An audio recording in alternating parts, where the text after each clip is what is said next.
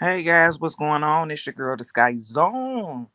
Well, guys, I just wanted to come to you live and talk about the what's going on with R. Kelly. Okay, R. Kelly attorney says that the New York prosecutors misused the RICO statute and blasted his defense team as incompetent and conflicted.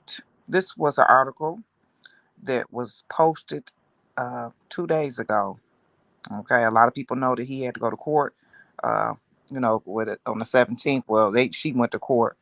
Well, he did too. And she put in for the motion for them to basically start the case from that standpoint and basically wipe out all the other stuff that's been done thus far. Hello, hello, hello. If you're in here, I see someone in here. Hello, hello, hello. I just wanted to talk to you guys this morning. Hello to everybody. I want to talk to you, and I want to try my avatar out on StreamYard and see how that's working out as well. So while I'm doing that, um, what's going on, Dwayne Morton? Hey, love yourself. How you doing?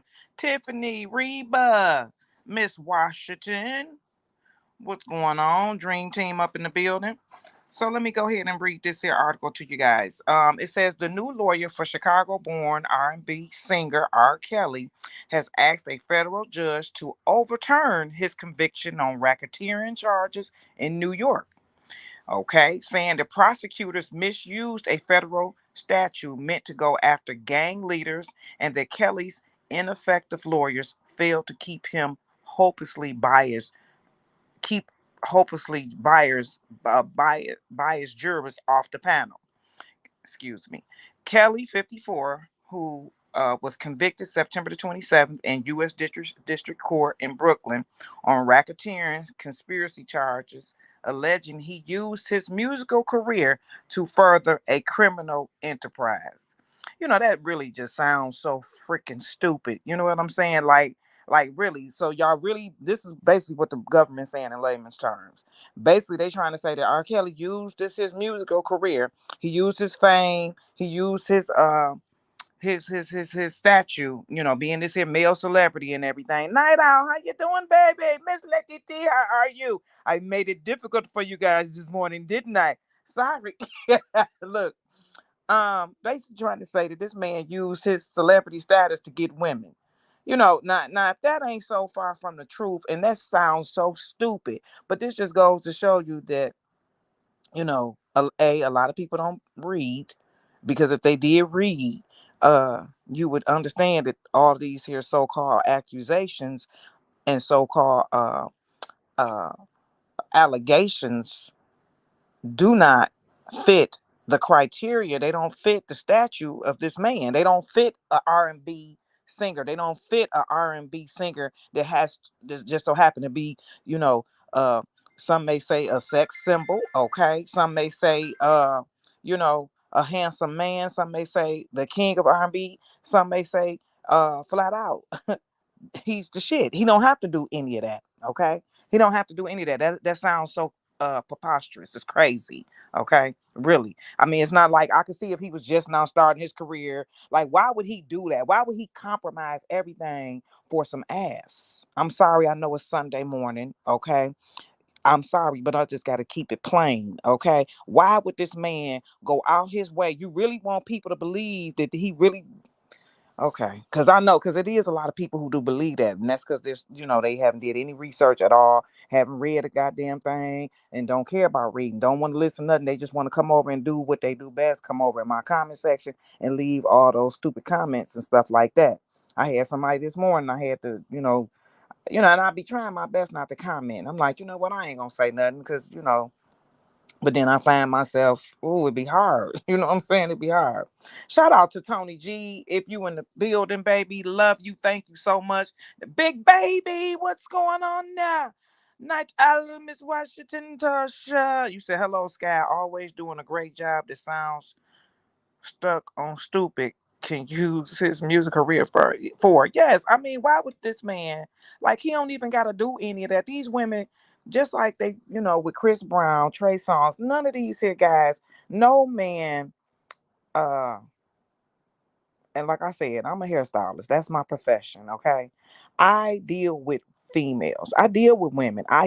Understand their language. Okay. And I ain't new to this either, far as being a hairstylist and being around females. And I'm not saying because of that I know everything. I'm not trying to say that at all. But I am telling you that when it come down to my culture, when it come down to women, I understand them a whole lot. Okay. And I know some women out here, I've heard testimonies. Some of them will give it up for nothing, for less than anything.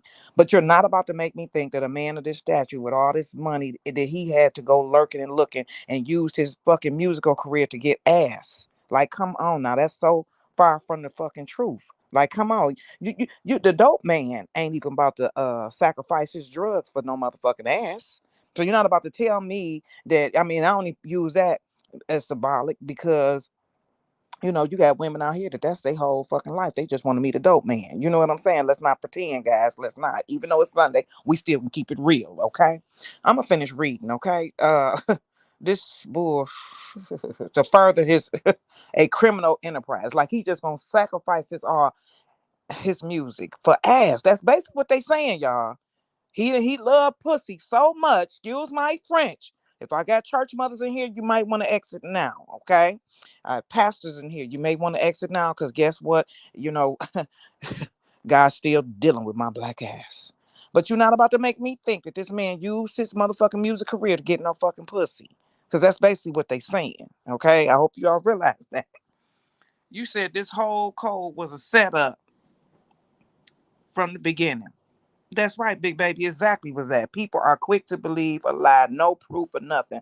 That's what Miss Night Owl says. You said, well, Tasha accidentally sent something. I did not finish. These demons say anything to make our king look bad every day. Wait a minute, what you say? Everybody should be nervous. Miss Bogene is on the case.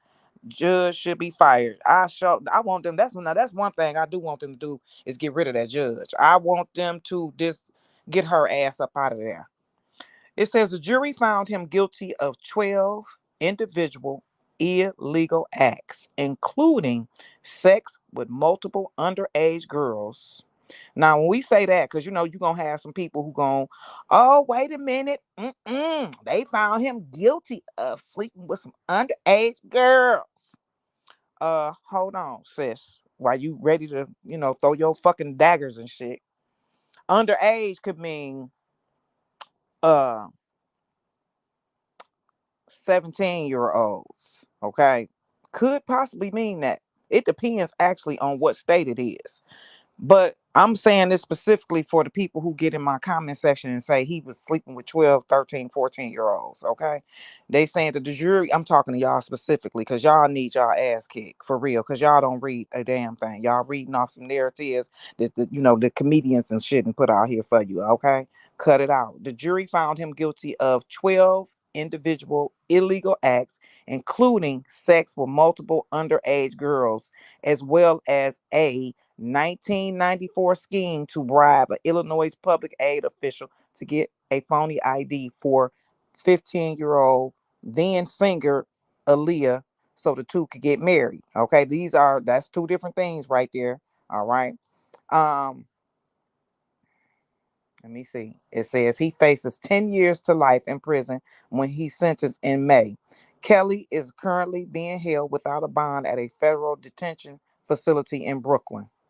The motions filed late Thursday are unlikely to persuade U.S. District Judge Ann Donnelly to grant him a new trial.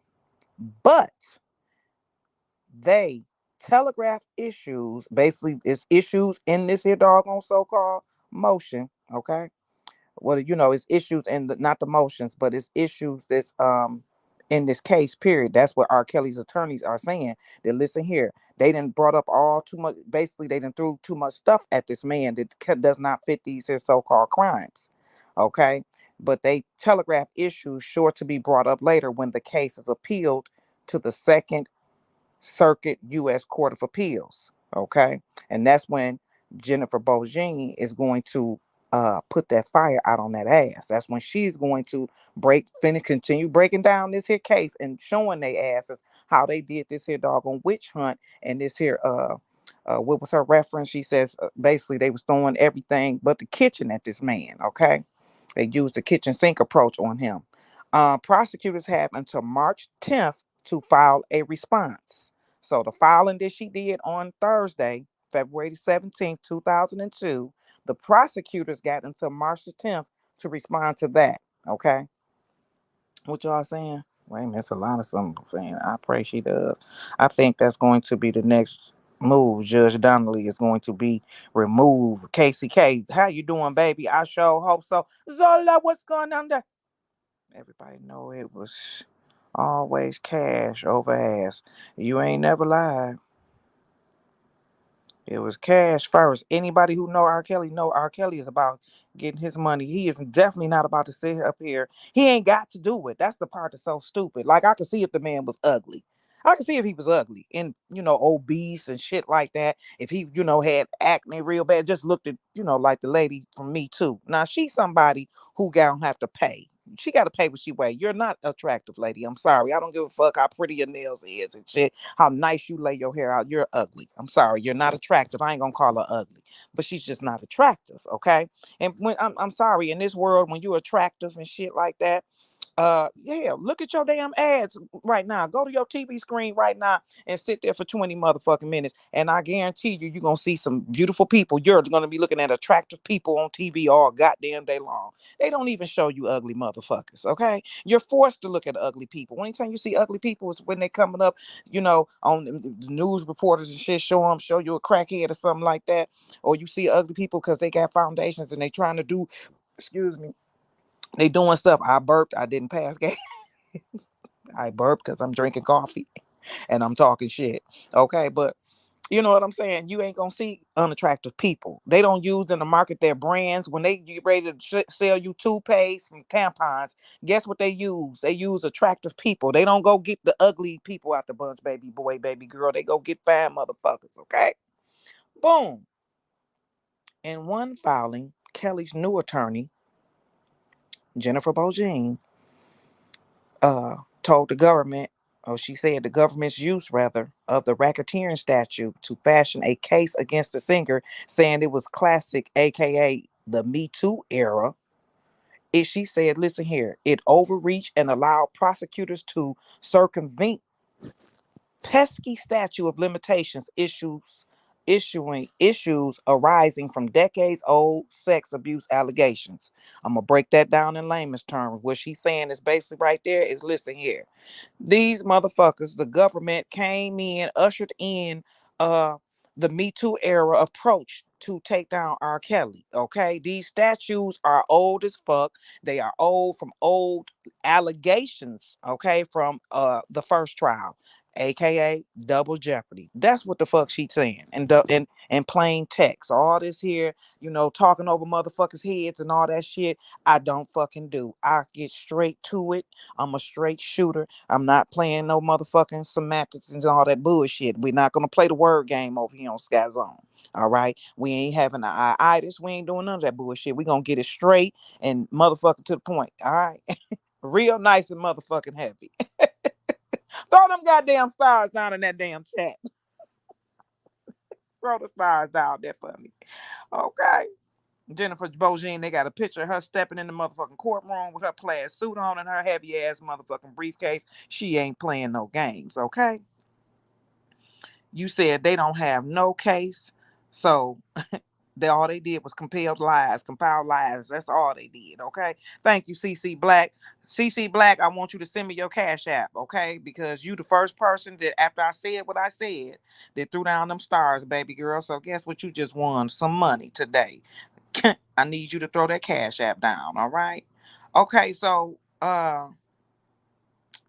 it says basically that's what she did, okay? That's what the government did to R. Kelly. And as I told y'all, that's illegal. You cannot do that. Our government is here to work on behalf of its citizens. That's why we have uh democracy here over here in the United States of America. Thank God for that. Okay. But you will see more and more day and day, as I tell you all. the time that our freedom is becoming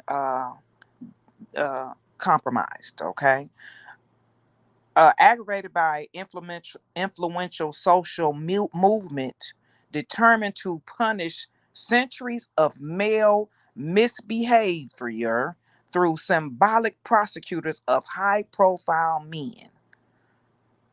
Okay, basically what she's saying right then and there. And see that piece right there, I'm gonna read that again. Aggravated by, and that goes to the last piece. Let me read that whole thing about the Me Too era. She basically about the Me Too era.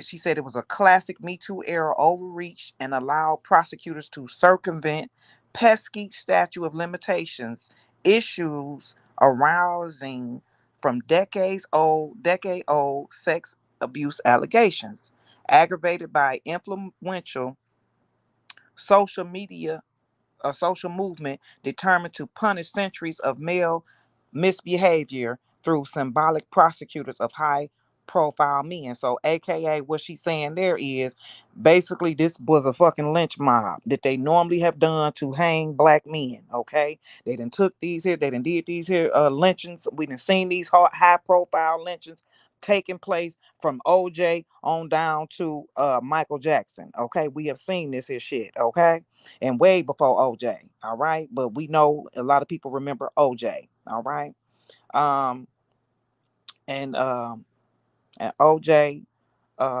we done seen it go down with our men. Okay, they get prosecuted and basically they go to jail. The government has done this before.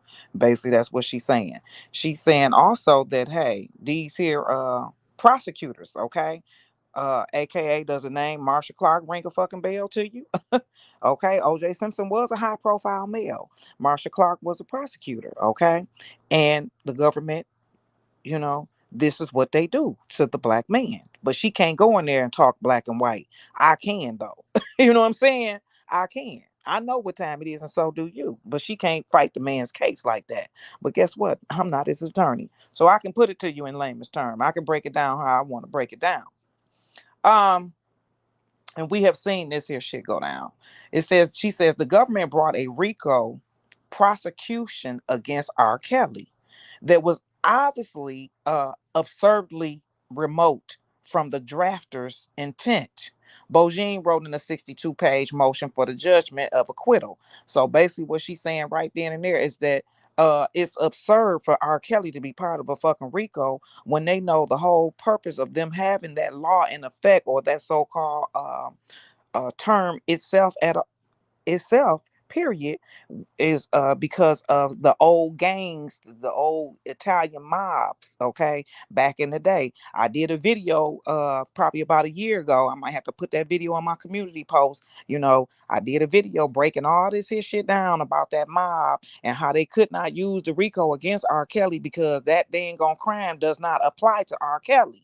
Okay, but so many people are so busy just looking at the surface and what's on the outside and what the people are saying. I'm not talking about us, y'all.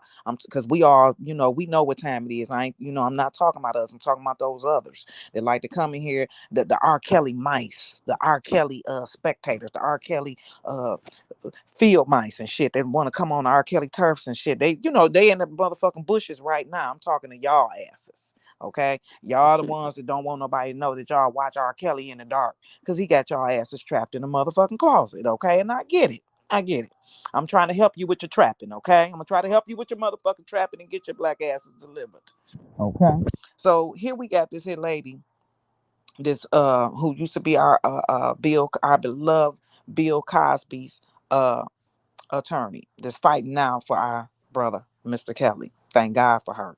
Bogine said prosecutors improperly presented an overbearance of bad character, okay, of a bad character testimony from a parade of women, okay. That's what they did.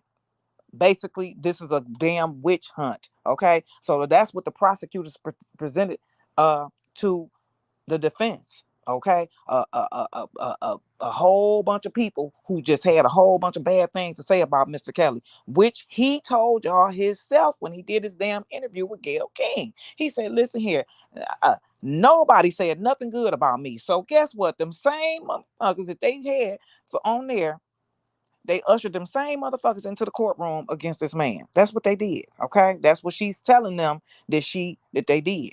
All right. Boom. Testimony from a parade of witnesses that overwhelmed the jury. Okay. Because they didn't listen to all these here women crying and shit like that. And y'all done heard you done heard them damn transcripts. Some of that shit is just, it's like, come on now. Okay.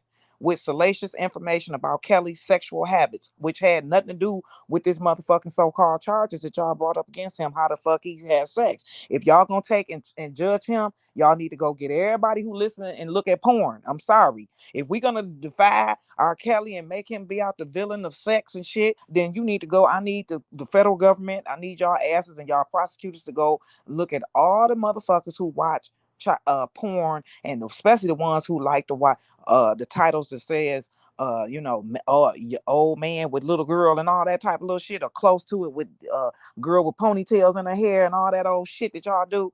Y'all need to go start with all them motherfuckers. Get their asses the fuck up out of here, okay? What's going on, Tyree from B Mall? I see you, girl.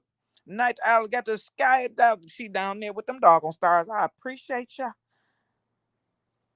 You said per year government needs as many black men in jail for whatever reasons. Miss Washington, you know what the reason is. Come on now, it's big businesses locking our men up. And especially if you get one with some titles such as R. Kelly. Okay, a name like R. Kelly, because see, they want you to think R. Kelly ain't out here making noise. Bullshit. People out here, and salute to the person who just put that in my comment. I pinned your comment too. He said, listen here, people are all on the internet right now trying to find this man's music. And let me just say this too, because I'm so sick and tired of the R. Kelly family so-called members and shit like that that's calling me and trying to comment about that video I put up. First off, would you please read? And I don't care if you this man family or not. I don't give a sweet fuck. Okay? Only thing I'm telling you is this right here. And don't think I'm talking to no Levi either, because I'm not talking about Levi. Levi ain't came over in my comment section and said a motherfucking thing. Not never. Okay? So I'm not talking about him. I'm not here to tell you who this man people is, because I don't fucking know. But the ones that is, you know who the fuck I'm talking. You know who you are. And this is a quick message to you. Don't come on my channel. And I haven't blocked you, but I will block your ass. Don't come on my goddamn channel telling me about what the fuck to do on my platform, because I don't come on your channel telling you what to do over there. Keep that bullshit the fuck over there. Don't tell me how to do shit over here. All right? Because I'm not part of that circle. I'm not part of it. Leave me the fuck up out of that dumb shit. Period. Now, when Robert, if he got a problem with anything I do, I've got to, hey, I believe Robert will send somebody to tell me, even though he locked up, he'll send somebody to let me know, hey, tell her to don't do that. So until that happens, I don't need you in here in my comment section talking about how, Bobby told you and told me to tell you, girl, shut that shit the fuck up. That shit don't fly with me. I'm a grown ass woman. All that shit works on little girls, not grown women. Okay? So don't come over here telling me about this song and that song. I don't give a fuck about none of that. Excuse me, y'all. I had to get that off my chest, because some of these motherfuckers are a trip. They come in here and they think they can talk. Oh, I'm R. Kelly's nephew. I'm R. Kelly this and I'm R. Kelly that. And you gonna make somebody jump about that. See, what you gotta know though is I ain't no motherfucker I'm not sucker stroke. I'm not somebody that's geeked up to meet no fans or none of that shit. I done met enough of them, and I done met Mr. Kelly plenty of times. Like I told y'all at the beginning, a lot of people know I don't never have to meet R. Kelly again. I'm not saying that I would never want to. I'm just saying I don't never have to. I done met the man before. I done hugged the man. I done touched the man. Okay. I ain't somebody on here, oh, she doing all that so she can meet R. Kelly. No, baby, I ain't no clout chaser either. And all the motherfuckers, oh, it's clickbait and all that old bullshit. First off, you bitches need to read. I never said that last video that I put up was new. That's what you got to know. Back to my point at hand. I just had to get that, because these motherfuckers, they petty. Like, why are you even bringing your ass over here, especially when you got your own platform? I don't get that. But, people do what they got to do. So she goes on to say that basically, like I said, the government came in with all these here witnesses to project this overbearance of bad character, okay, to present to the jurors about Mr. Kelly and his sexual habits, thinking that okay, if they tell the jurors how this man like to have all this kinky sex, then okay, guess what? They're gonna automatically believe everything that these so-called witnesses are saying. Okay, and some may say that they did do just that, but that's wrong. You got to still show and present both sides. Okay, you got to present a defense for Mr. Kelly. He still have to have that. We are all entitled to that as citizens of this so-called country. You cannot be lynched. That's otherwise this is a lynching. If the government can just come in there and present their side of the case without Mr. Kelly having a side at all of defense, then this is basically a fucking lynching. That's what y'all witnessing right now.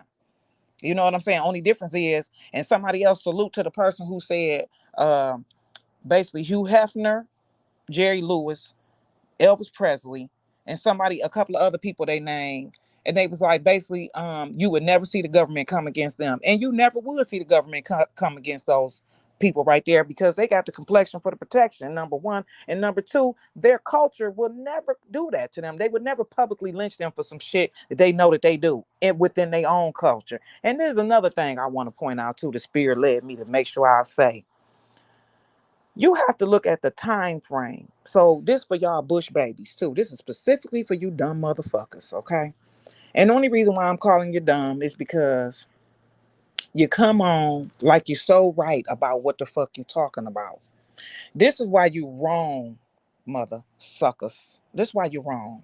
If we take the Aaliyah piece, which the prosecutors are trying to use, all of a sudden, and I feel like they're using this here all of a sudden because people got, these same cancel culture people, they got the questions like, wait a minute, hold on, because at some point in time, y'all got to ask yourself, how the fuck, whether it's true or not, whether he married Aaliyah or not, you still got to ask yourself, how did people allow this to be a truth, if it is true? You gotta ask yourself, okay, how the fuck? Cause see, it ain't. And this another thing with this here, what I'm thankful to his attorney for. They want to make RKelly, and I've said this too, and so many others have said this too. One man, and we've heard a one blogger for sure. That's been his slogan. One man ain't no enterprise. One man can't be no enterprise. They basically saying that this man did all this solely by his motherfucking self. That's first off a crock of shit, and that's a crock of shit. Can't no one person do no crime. But like I said before in a past video, if we let this fly, you gotta understand that you're gonna be allowing shit to fly for your cousin them, Pookie them, and John Tate them, and all them. Okay, you're gonna let the same flies fly for them too. Okay, because if this here shit go by, trust me, it's gonna be a rule. There's gonna be in a law that's implemented, and they don't gotta have witnesses no more to prosecute people. Okay, all they gotta do is have salacious ass stories from liars, and guess what? Boom, you in jail. And guess what? The government can present their own group of liars. Okay, you won't have that no more, which is AKA your due process. Okay, that's what you're entitled to. But y'all need to ask yourself, how the hell did this here story go on for so long? Why did your cousins and your mom and them and your auntie and them and your uncle and your brother, why did they sit back and watch RKelly marry Aaliyah? That's what y'all need to ask yourself. All of them. How, if it's true, how did everybody in the whole world, how did they all sit back and be okay with this man so-called marrying this here young girl? That's what y'all need to ask yourself that question. The whole world, not RKelly by itself, the whole world, because you do realize all that shit was on Vibe magazine. That shit was all over it was all over the world. Why would they promote a story like that? That's what you need to ask yourself. This for the Bush babies. Ask yourself that shit. And then go talk to your grandma. Go talk to your uncle. Go talk to everybody in your damn family. Jay Rizzy up in the doggone building. You said Demetrius Smith lied on the stand. The Aaliyah marriage was bullshit. And I got the proof why it is. You know it. I got the proof too. I can drop some receipts right now. Okay? You know I know it's bullshit, but it's these other folks.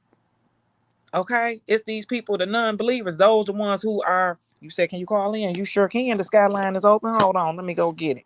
Hold on. Come on with it, Jay Rizzy.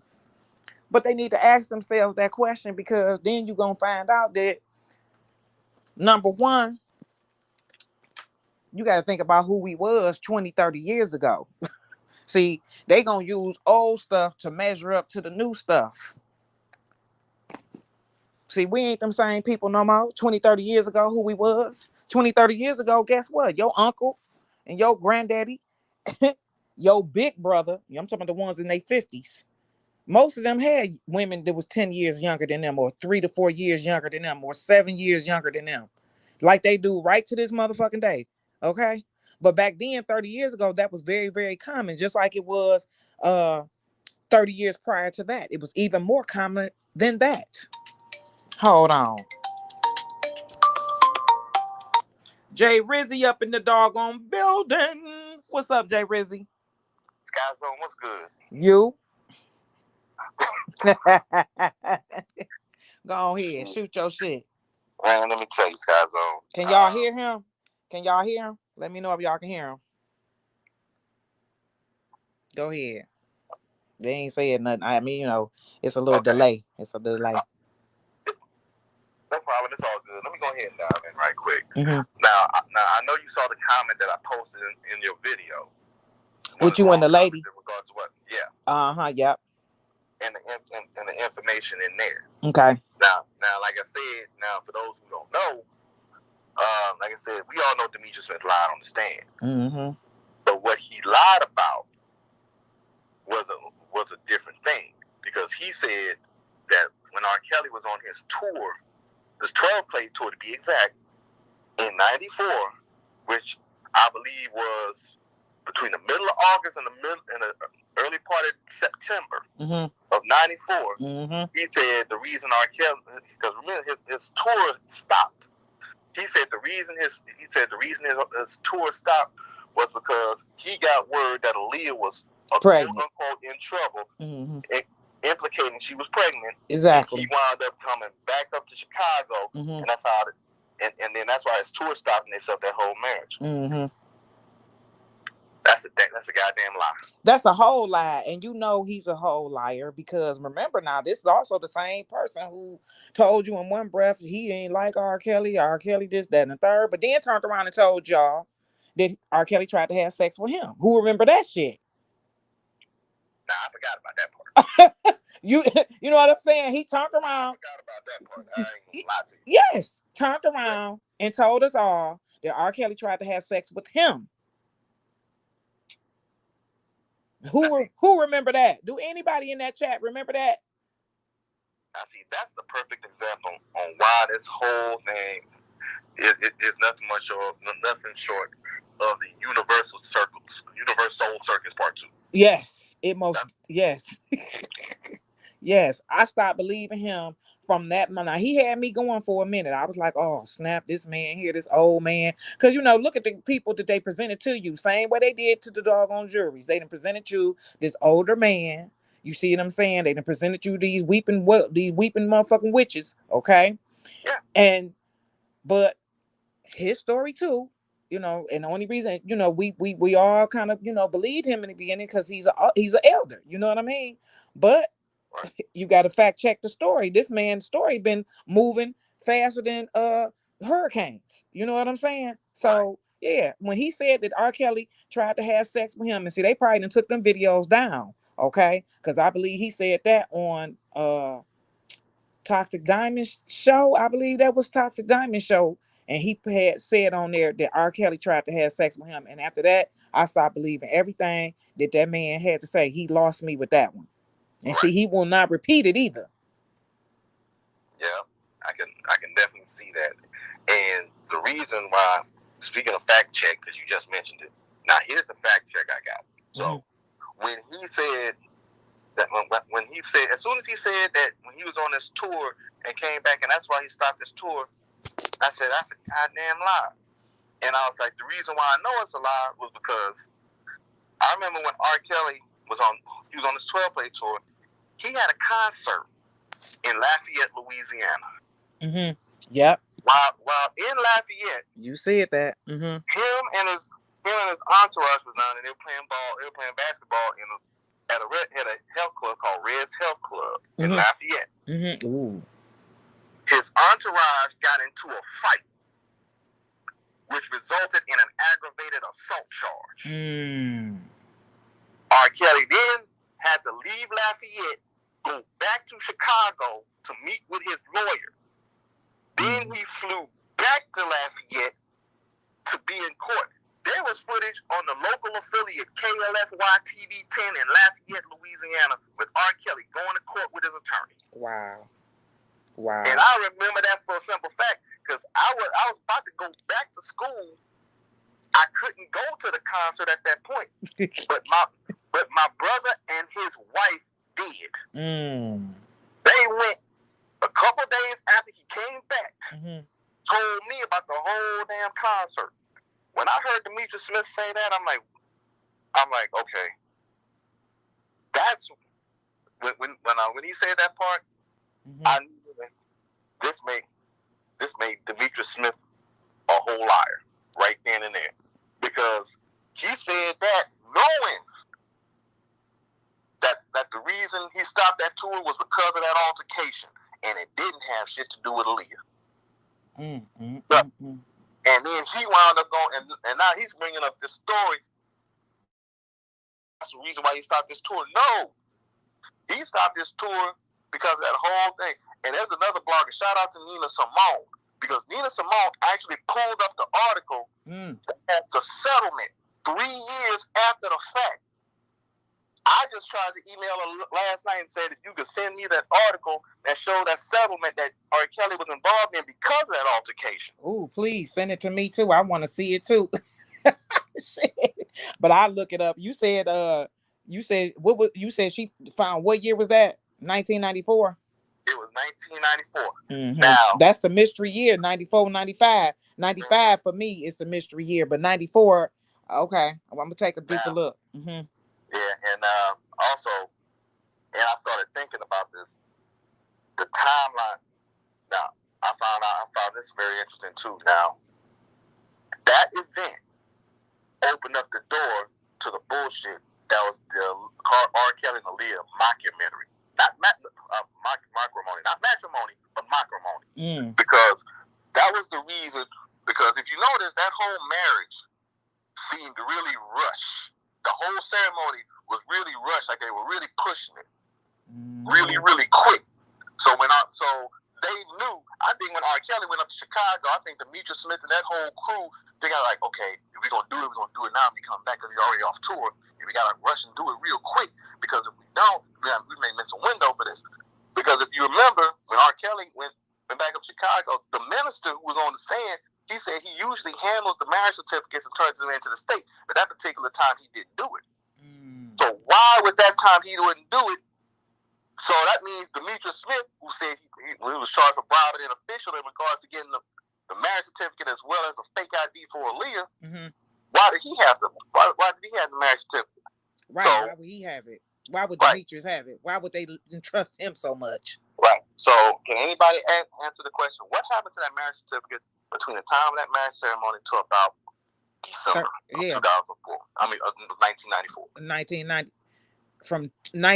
From what year time stamp is that? From the time of the marriage was like probably around August, September to about November of 94. Yeah, because they posted had claimed that the marriage got annulled that February the following year. Right. But my thing is this right here. Okay, the following year. Now, mind you, I have a video. See, at first they said that him and Drea started their marriage in 1995, and that was a timestamp that they had out there. They changed it. Okay, it was all on the internet that's when they first got married in 1995. But and I have an interview of her, or if you go back to the interview with her talking about him, I got a little her saying out her own mouth that they started out in 1995, okay, but they got married in 1995. Either or, that's a mystery year. My thing is, so he just got out of love with Aaliyah and just rushed into this other marriage. But then you got Lizette claiming that she was there during that same time. Her time stamp is 1994, 95 as well. So how do all these people just turn around, just get jumbled up in the same time frame with all this stuff? Yes, how the hell is all these here so-called women that this man so-called engaged in? How is all of them there at that same goddamn time, or not, or within months of each other? Like, Right. who the fuck is loving like that? Y'all couldn't. And then let's not forget now, you got Sparkle's ass on the couch. Kangaroo zombie herself is laying on the couch, huh? Kangaroo face Sparkle, yeah. Okay, she's laying on the fucking couch trying to get a record deal. Remember, she couldn't go home. Remember, bitch, yo nigga wouldn't let you. You couldn't. Yo nigga had to come to the studio allegedly to come get your kangaroo looking ass because you couldn't go home. You was on the studio's couch. So how is all of y'all there? Then you got it now. During these times, this man got a full blown manager, not one manager, but several, including Demetrius Smith himself, yeah, Demetrius and Barry. Okay, of course. But how is all this here going on? I mean, Demetrius, you was soon to be departed, but still you were so called there. Right. Now here's the part that I'm about to say that's gonna really trip you out. Mm-hmm. Like I said, September '94 to about November '94.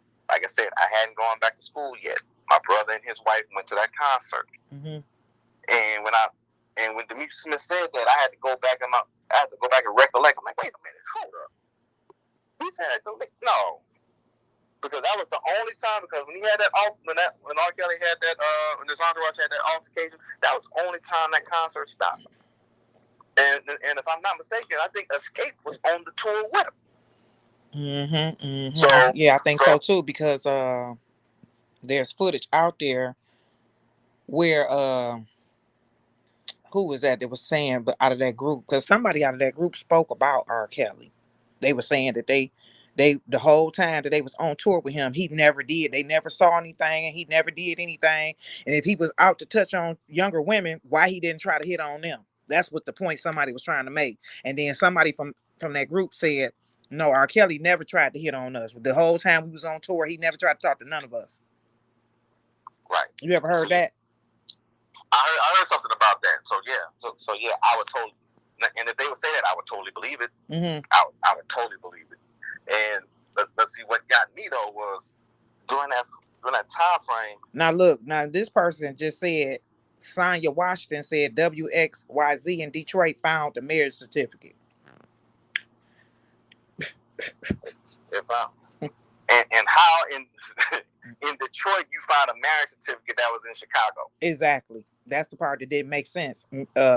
They got to make that part make sense, because they claiming that the marriage got annulled in Detroit.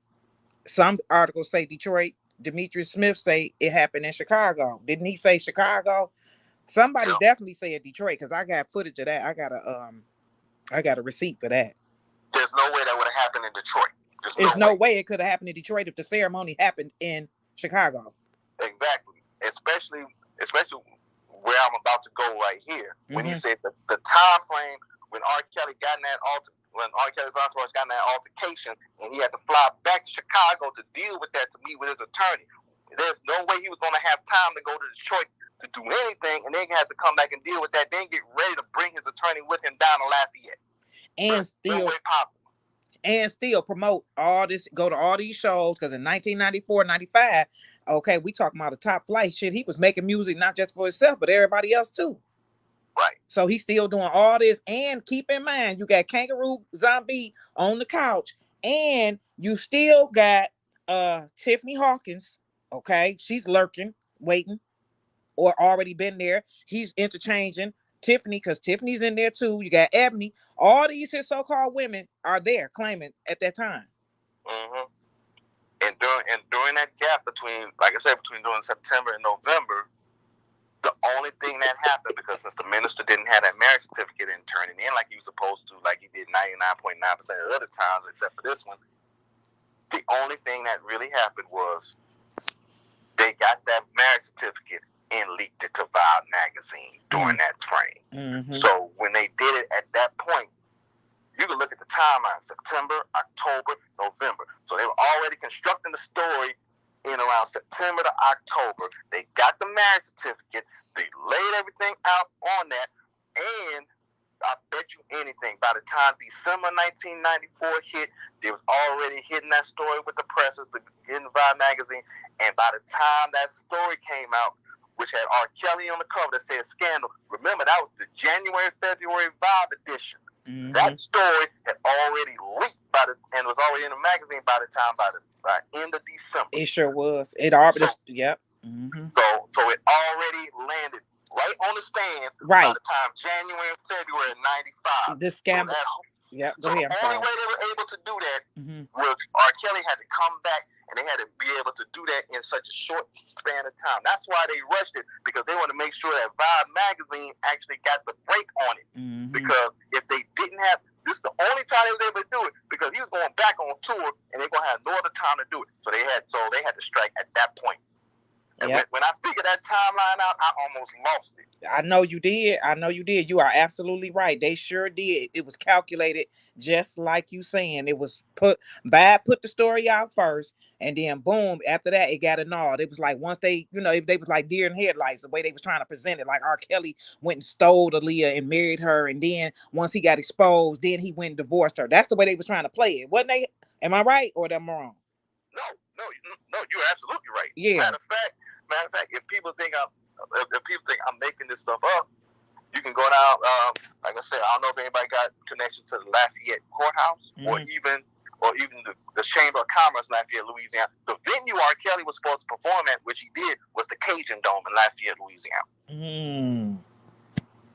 I got the whole I remember the whole damn thing like it was yesterday. Cajun Dome, Lafayette, supposed to come down.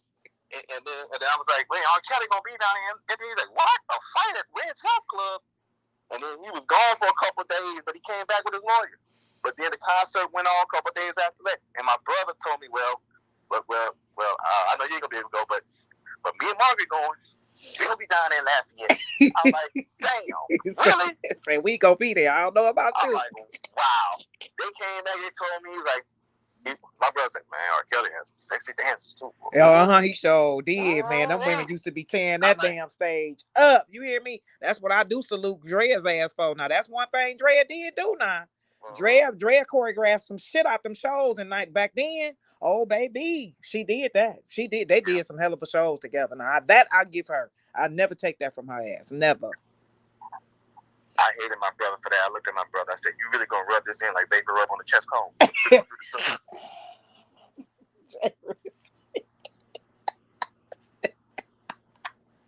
He was rubbing that shit in your face. Yup. He's supposed to say, yup. Oh my goodness. Hey, somebody just put in here and said, now this is the God knows truth, what she's saying too. She said, when that pastor said he didn't know Aaliyah and RKelly was, wait a minute, when that pastor said he didn't know who Aaliyah and RKelly was when he married them, then turned around and said exactly what outfits they had on 30 years later, I knew he was lying. Lady Earth, when I heard that shit too, I was like, now they had the audacity to put this shit in a damn motion in the transcript. Yeah, that shit right there was some real, that right there, if nothing else, that alone should let you know that this is an organized government hit. How the front door, you gonna say you didn't know who they was, but you remember what they had on. Come on now. If you don't remember who they were, why would you remember the clothes in? Okay, all right. Where they do that at? How you not know? If you remember the person, you remember people by who they are by their clothes most of the time. I'm not remembering what nobody got on and can't remember them. Who does that? We wasn't even taught like that. They ain't even train us like that to think that way. I don't know. Maybe they were ghosts to the minister. I mean, they just pop up. You didn't see no body. You just saw clothes just floating.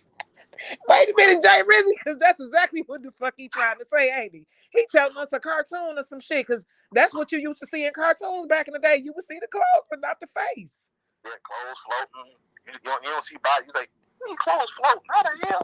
Oh no. Oh. Cause but like I said, I was on Dana's live. I called in and told Dana something, saying stuff about this. The funny part about this, there's a lot of people that did not know about that altercation in Lafayette, and when R. Kelly came back to that, there are people in Chicago that don't know about that. They don't know. Yeah, and it's scaring me. I'm like, how do y'all not know? I'm dead here laughing at his tour stopped because of that. That was the only time his tour stopped. It is stopped for no other reason. When he said that, I was like, hold the, wait a minute. That was sort of like the store because of me. I'm like, hell no. Yeah, that was sort of like the lie that Don Hustle came on there and was talking about that cartoon that he presented up. I can't remember who platform he was on, but he showed the cartoon and stuff of R. Kelly had did, and he was talking about how it was all new. Robert got some new stuff he working on and all this old stuff, and then presented that cartoon, right? And I'm like, wait a goddamn minute, that shit right there ain't new. I mean, it ain't new because I was at a concert when I seen them present that shit right there. And so ever since I found that lie that I seen him tell out of his mouth, I've been like, oh no, I can't trust everything you coming out your mouth with because you are telling a cold-faced lie. That shit is old. And I put it in the comment section. Whoever live he was on, it was either on Phases Live or it was Neek at Night. It was one of them because he showed the commercial. He showed the, because he get to talking. He got those fancy words and shit. He can talk. And so therefore, he sucker a lot of people in with that shit. Okay. But soon as he presented that and said that, just like you saying when you heard Demetrius Smith say that and you knew then because you were there.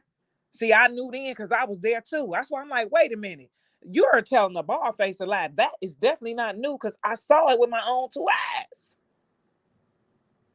Just like you was there and you saw and seen the footage of him going to court every so-called every whatever week a month. You was there. Right, because my hometown is not too far from Lafayette. So when the local affiliate showed it, I'm like, oh, Kelly up in here in Lafayette on the court. So and then because I had to really think. He was because when Demetrius Smith when he said that, I was like, yeah, he said Aaliyah was in trouble and that's why he had to fly back to Chicago. And I was like, what was the date? And I had to find out. He said, well, it was like this 12 play tour. I was like, wait a minute, that 12 play tour was in '94. And you kind of like, I'm like, what? And then I'm like, what is? And I was like, and then when it hit me about Lafayette, I said, this fool done jump on this stand and lied. I said, you know what? They got too many. For this to be a so-called truth, it's too many lies for me. You see what I'm saying? You got these so-called character witnesses who are getting caught up in their lies and their lifestyles. Okay, which questions their whole credibility. You got this so-called role manager, like I said, who put it out there. He had me for a minute, all up until he tried to make this man out to, because technically he's the first one who came with the allegation of Mr. Kelly sleeping with men. He is the first person who put that shit out there. Okay, so. And I wonder if he did that because he's still salty that R. Kelly was sleeping with his sister. Exactly. Because remember now, the sister got out there out of his ass out and put everything out there on Phases about his ass. Now, who remember that? You remember that? I do. Yes. So, and I believe the sister. You know what I'm saying? I believe her stance and where she was coming from. And I don't know if Phases still got that dang on video up. But I after we get off this live, I'm inclined to go over there and see whether or not she does, because I want to fish for that interview with that sister to help dismantle his character. Okay, because that's what I'm doing right now. For any of those who believe anything that come out that man's mouth, he's a bold-faced liar. Okay. Right. Yes. When he said at that point, I mean, I just as a matter of fact, I called my sister-in-law about it. I said, do y'all remember when y'all went to that R. Kelly concert? Mm-hmm. in 94 12 play. She said, yeah, I remember. He was like, remember like he had an altercation and then he had to go back he had to go to Chicago but come back a couple days later and had to go through that whole court proceeding. She was like, yeah, we went. And she said, yeah, we went a couple of days. The concert was like a couple of days after that. We went. And I was like, there's this dude that said that he went back to court, that he went to Chicago because of Aaliyah. He said, he wasn't no damn Aaliyah. Damn Aaliyah, he had that on. I'm like, I know. You said where happened at? Where you say it happened at? It happened at a health spot called Red, like the color red, RED. Mm-hmm. Red's Health Club in Lafayette, Louisiana. Red Health Club. Yeah, Red's Health Club. RED''S Health Club. Let me see. Red, so no. Red's Health Club. Let's see. RKelly. Okay. Look at this shit here. Look at this bullshit right here. Look what we got. RKelly reached a settlement in lawsuit. August 13th, RKelly reached a settlement with 4 Louisiana men who filed a federal civil lawsuit against the R&B singer after a July 1996 brawl at a health club in Lafayette, Louisiana. That wasn't July 96. Because I'm telling you, they on here changing dates. I believe you. Trust me, because I seen it with my own 2 eyes. Go ahead. I'm sorry. No. I was saying you said July 96. No, because the settlement turned around and said 1997. Because it wouldn't have been that quick of a settlement, that quick of a turnaround. I said, no, that was 94 because I went to the concert in 96. About the I went to the second tour he had at that point in 96. I remember that. He wasn't in Lafayette at that point. Thank you, Power Trust sent me a cash app. Blessing the platform. Bless your heart. Thank you so much. Look, this article said, listen, look, wait a minute. This. Now, that's this article I'm reading from MTV News. Hold on. Let's see. It says Lafayette District Attorney Mike Harson reduced charges in a state criminal case against the Chicago-based singer after research in the civil trial revealed that another member of Kelly's 5-man entourage was responsible for his facial injuries. Harrison reduced a felony count of second-degree battery to simple battery. After pleading no contest to the charge, Kelly was sentenced to 1 year of unsupervised probation. See, they've been trying to get this man, they've been coming after, because see, I remember RKelly, I told y'all too, Drea used to try to take his ass to court when she was, before they got married and she was his dancer. It's some shit with her too, okay? She was suing him. A couple of them dancers was too. This man had been in court. They've been after this man money since he first said, "Ooh," you know what I'm saying? They've been since he first did his first singing warm-up voice. They've been after this man's fucking money, and that's why I say I'm so glad a lot of this shit going on, so he can wipe a lot of these people, because I believe he had a whole bunch of snakes around. Now look at this article. Now see, that's not. Look at this. Now this say 1993, 94. Wait a minute. Because that fight, because they talk about now in the article that you read, did it say the settlement was in July of 96, or did they say that the altercation was in July of 96? Let's see.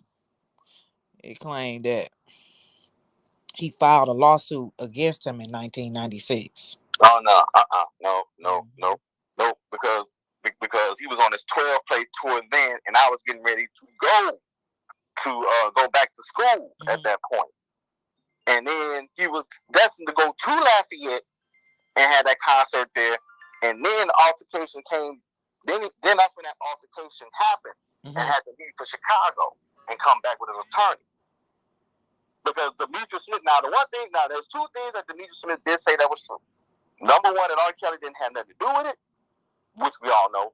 And number 2, he said that happened when he was on his 12-play tour. His 12-play tour was not 96. I'm telling you, they changed the dates. Let's see when the 12-play tour was. Let's see what they saying it is now. Well, let's see what year they say it was. No, this can't be it. This is not it right here at all. 1990. Look like it's saying it was 19. One saying 92 and one say 94. It wasn't 92 because he just started out in 92. So there was no way it was 92. Yep, couldn't have been 90, He said 94, he went solo. It was 94 because they said he went 94. solo in 93. Right. Mm-hmm. It was 94. It was absolutely 94. 94. I can tell you, it was between August and September of 94 is when that whole ordeal happened. 1994. They say this is concert map. This site here alleges to have his all his tours. The 12 play Very Necessary tour. Let me see. And the Top Secret tour was in the spring of 96. 94, that's the date they got, like you said, because 93 is when he went solo. Right. November. Right. November 12 play came out November of 93. Yeah. You said it said after a. You said I'm reading the same article, Sky. I believe Prima Donna has this information too. Dates have changed. Oh yeah, they changed a lot of dates now. Since we've been on these here cases, the government, which they had the power to do, they have went in there and changed a lot of stuff to fit their narrative because they know that people like myself, Prima Donna, everybody that's, riding hard for Mr. Kelly, they know we up all night researching, looking at stuff, trying to find truth here, lies there. And they done went in there and altered a lot of stuff to fit their narrative. And that's why his attorney is going to get him off, because if by any chance any of that proof is anywhere out there to support what she's saying, it's a wrap. Prima Donna, somebody just put in a comment, Prima Donna has a video on this. She said something, what you say, I believe Prima Donna has this too. Dates have changed. Please, they're going to use that. His defense is going to use that. You cannot, if y'all saying he did what he did, why are y'all fucking lying? Why y'all doctoring up evidence? You can't tamper. That's called tampering with evidence. You cannot tamper with evidence if these so-called are facts. Why would you do that? Right. I think if you really think about it, I remember this old movie called The Untouchables, with Kevin Costner and Sean Connery. He said this one quote. He said, "If you're worried about getting a rotten apple, don't go to the barrel. Get it off the tree." So if you're able to somehow get information from the courts of Lafayette, Louisiana, I bet you they did not edit no documents at all. But I don't know, because you got to remember that court is a government entity. Okay. Exactly. So they can go in there and change. What if the government tell them to change something? That's one of their little smaller branches. It's nothing but a phone call. They can go in there because this is a witch hunt. You know what I'm saying? Yeah, that might. Well, damn, I didn't think about that. You're right. You might be right about that. Yeah, but, they can go in there and tell them to change. I mean, allegedly. You know what I'm saying? Right. Of course, we don't, believe the government would do anything like that. Hint, hint. But right. You talking about the same government? You know what I'm saying? That ain't passed the Emmett Till bill. You know what I'm saying? There it is. There you go. So you really want me to believe that? This the same government that did what to the Tuskegee Airmen? You want me to believe that? So no, I'm not about to believe that they. First off, this is a high profile case, so they want to look like they then captured the biggest N-word it is, in sexual N-word at that, and capturing him is going to get them to a lot of more men, a lot of our men, and so. Go ahead. And see, with all this going on, I've been telling people for a long time, y'all don't believe that RKelly is being used as an election tool or political pawn? Mm-hmm. Because as of right now, because it's now 2022, that's a midterm election year. I keep telling people every time RKelly gets hit for bullshit, it always happens on an election. Jay Rizzy, you sure did say that shit too. Damn near 2 years ago, when the first election, when we were, getting ready to decide whether we was gonna, go this way or that way. You said that shit. You definitely said that. Oh my God. I ain't even think about that, Jay Rizzy. Yeah. This is basically history repeating itself. Basically, we relive in 2019. Yeah, pretty much. Pretty much. Yeah. But But I'm gonna go ahead and let you go, SkkyZone. I just want to dip in when you started bringing that stuff up. I said I gotta drop in on this right quick. I was trying to figure out how to put the link in the in my comment section from this device that I'm using. I could do it from the other device, but I was trying to figure out how to do it from here. But I really appreciate you, and I hate that I stopped saying, I broke your little chain of thought just then right there, because you was about to go in about the about the prisoner, him being a prisoner of, because I feel the exact same way. I feel like he's a political prisoner as well. You know what I'm saying? But you reminded me that it is preparation for, this is when they start preparing for the 2024 election. This is when they get started. We'll start seeing the campaigns going probably the summer. Yep, it'll start gaining momentum, because matter of fact, where I'm at, they've got early voting that's going on right now. One of my best friends did early voting yesterday. Wow. So it's actually kind of already going underway now, because it's got early voting. So I think everything else going to be full election mode probably by the end of the spring, going into the summer. That's probably when everything is going to really start ratcheting up. People got to pay attention. We got to have our eyes, ears open, flat out, and we cannot sit back and watch this. And people got to understand, you got so many people, RKelly did this to himself and all this old kind of crap. Okay, now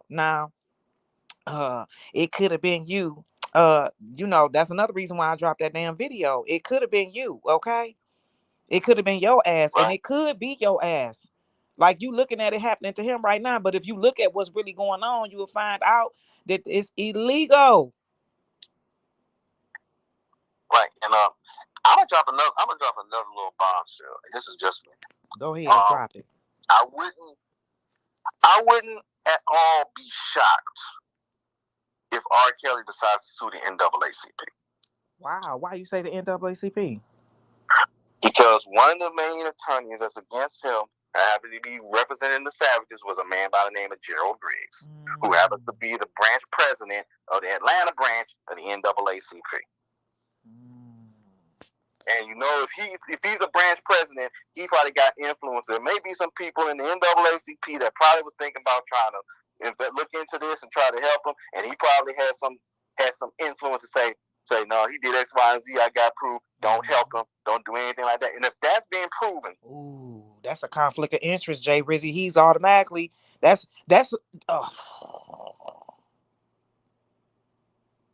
Rizzy. That's still at witness tampering. Ain't that all of that too, right? Yeah, you undercutting that man's right to a fair trial and fair representation. Exactly. And you should be disbarred, Negro, for that shit. He should be disbarred. Right, because you haven't heard from none of the high profile civil rights attorneys in regards to RKelly at all. Not a one. Wait a minute, they said, what you say, not our salute, not our. You said when they violate due process against a person, be prepared for it to happen to you and your loved ones. And when you violate somebody's due process, that's illegal. That's illegal now. That's against your amendments. Why do you think they put his next trial by 8/1/2022? You ain't lying, Bree. And then I'm gonna go a step further. It's not. They saying August, but I'm gonna say October. I'm gonna just say that. But we'll, let's just go ahead. I know what they saying, but yeah, you're right. See. August. Yeah, because the date is August 1st. Yeah. Because that's still in the summer, about to go into the fall. Because you're about 3.5 months away from an election, from an election cycle. Yep. So yeah. That's exactly right. Because that's exactly like I said. We ain't doing nothing. This the beginning of 2019. No, this ain't even the beginning. No, yes it is. This the beginning of 2019 because boom, there is a Surviving RKelly Part 3 dropping. Allegedly. I told my I told my boy Reggie that who I was hanging with yesterday. I told he was like, man, if I'm RKelly, man, I'll be suing people. I said, dude, he said one of the main ones I'll start with that damn Lifetime for that surviving RKelly. I said, this is just me. If I was to sue, I would sue Lifetime definitely, and my lawsuit would be different with them because it would be a multi-layered lawsuit, and I mean it'll be so bad that Lifetime would get tangled in it, and then they'd have to seek outside help to get out of it. Mm-hmm. I totally agree. I feel like he's gonna sue all of them, Jay Rizzy, and I feel like he's going to put cease and desist orders. They've been taught him very well what he needs to do by the way they done treated his ass. So hold on, y'all. I know y'all know I'm in the bathroom. Hold on. Because they probably like, SkkyZone, did you wash your little hands? I did. But Robert is going to put cease and desist orders out on motherfuckers, gag orders out on motherfuckers. Robert is also going to sue. You think that Cardi B got a hold of that Cardi K? No, okay. His lawsuit is gonna surpass that shit that she had to pay Cardi B. Okay. Oh yeah. It's gonna surpass that easy. Mm-hmm. And my thing is, I don't know if I would do a cease and desist because you've been doing all this talking this whole damn time. Keep on talking. Angie, shut your ass up. So the more you talk, the more money you talk yourself out of that I get. Right. The more they talk. The more they talk, you had all that energy all this time. Keep that same energy. And they're going to have to pay his ass to say his motherfucking name. That's what I want. Oh, and Jay Rizzy, this another thing too, right? Now, remember, do you remember when I first started coming on here and talking about RKelly? And I did that one video. I said this where it all started from, right here. The video, the interview he did with Huffington Post. Do you remember? Okay, now remember he walked off from that lady, right? Now that lady. Now I'm 90% sure if she's not the owner of Huffington Post. Now Huffington Post is the biggest news outlet. Let me rephrase it. They are the biggest bloggers of the world. Yeah, Huffington Post is connected. They're well connected. And the Root. Yes. They're all connected. All of them are and Reddit too. I believe Reddit in there. Okay. All of them are connected. And it's another one too. And see, and the other one they was with RKelly, but then they switched on him. I can't think of it. Is the Daily Beast that might be the other? I think it is. It's the lady and the guy. I think it is them, the Daily Beast, right? When he did that interview with them, that's when all this shit started, Jay Rizzy. Now we need to go back, and that timestamp of that interview, I believe, was 2017. I think it was 15. I think it was earlier. It was definitely way earlier than all this here drama, right? It was earlier than that drama. I believe it was 2015. Okay. 2015, 2016. 2016 was what I was thinking. I think it was 2015 because that was the last studio album Rob released, The Buffet, which came out in 2015. Yep, you right. And I think he was talking about that album at that point, and he thought he was talking about his album at that interview. Right. I believe it was around that time. Exactly.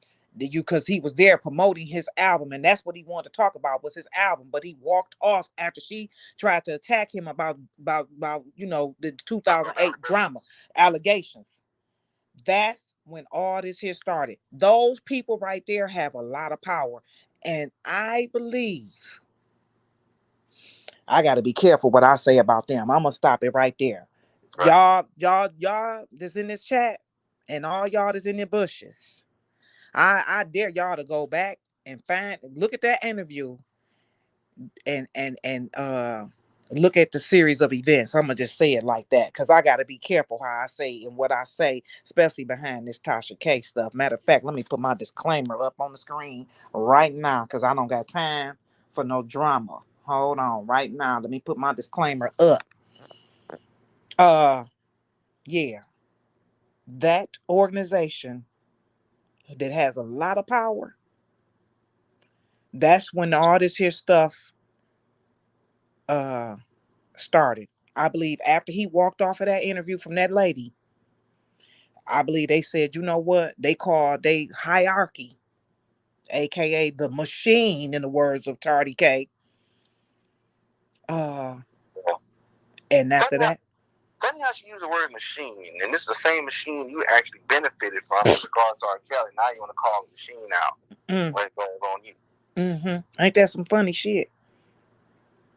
But she said the machine, basically, made her do it because she want to give reasons to why she doing what she doing, tearing down her own people. And it'd be different if you was telling the truth about them. Now it'd be different if it was all truth, but it's a tear down. But that seems to be the thing. But that shit with R. Kelly, and see, they kind of Huffington Post probably contacted Tasha K ass too. Because all of this here, if you look at the date of that doggone interview he did first with that lady and walked off that interview, and then after that, boom, next thing you know, you had the prostitute over there. No, first it was the lady claiming that R. Kelly, it was the husband and wife thing. Then after that, it was the prostitute. Remember? Yeah.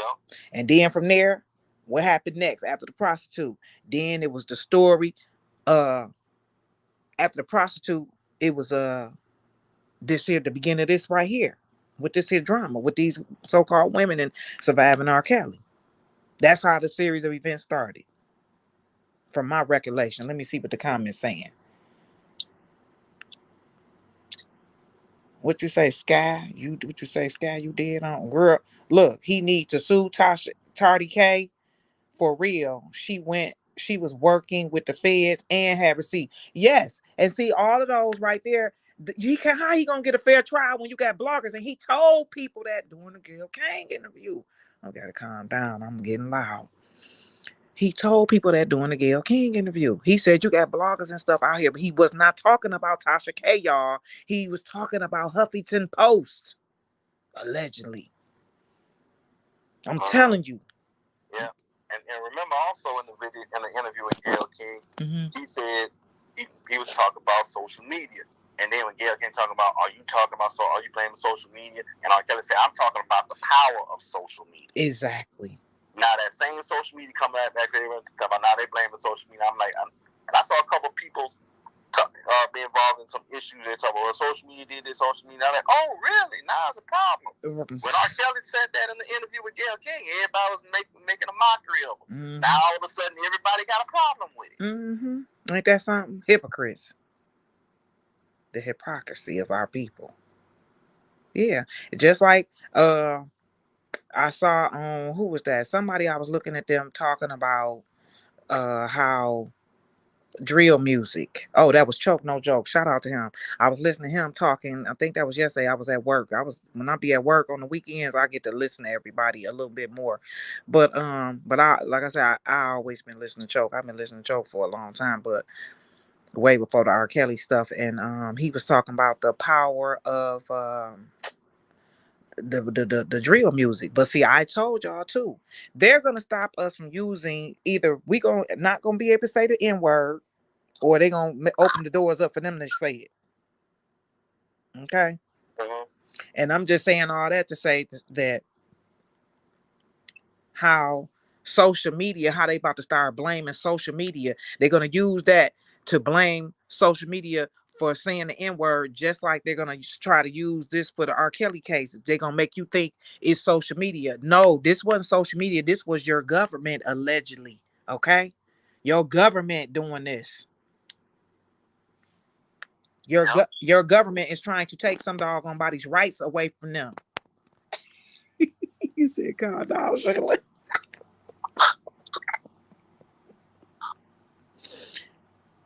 Yep, it's you can say that it's shaping up to look that way for sure.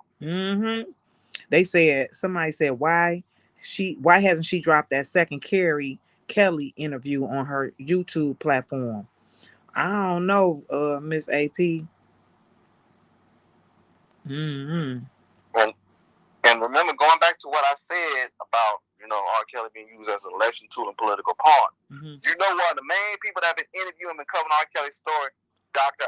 Oz. You know that dude running for Senate? Oh, I did see that. I sure did. Ain't that? See what I'm saying, Jay Rizzy? Look how all of this here playing in. Look how that's what people don't, that's why we got to pay attention. Look at all the intricate players that they got in this whole thing. And you think it's about R. Kelly and some young girls. This not has nothing to do with no doggone R. Kelly. This about laws that they are about to create. They're showing you R. Kelly. R. Kelly is just, like you say, the political prisoner. But how the hell, what the eyes got to do with R. Kelly? See, he wants to use. See, remember, Dr. Oz had interviewed Carrie on his show. Mm-hmm. And he's been using, and see, he's using the salacious, hot story that is R. Kelly to build up a viewing audience, to get his fan base going, and then to rope people in, and then he's hoping to turn that same viewership into votes for his election campaign into the Senate.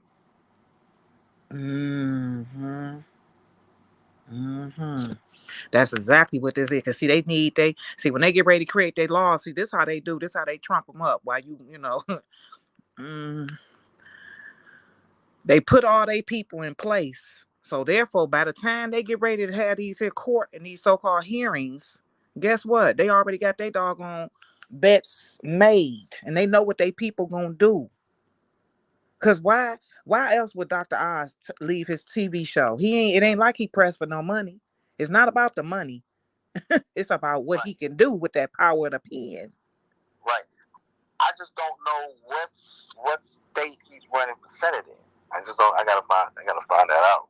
Yeah, we do gotta find that out, Jay Rizzy. We definitely need to know what state that he's doing that in, and then we'll check out what laws that they're implementing in that state, and then that'll give us a trail to know where they going with this here. You know what I'm saying? What laws that because all this here is trust me, it's laws about to be created behind this R. Kelly trial.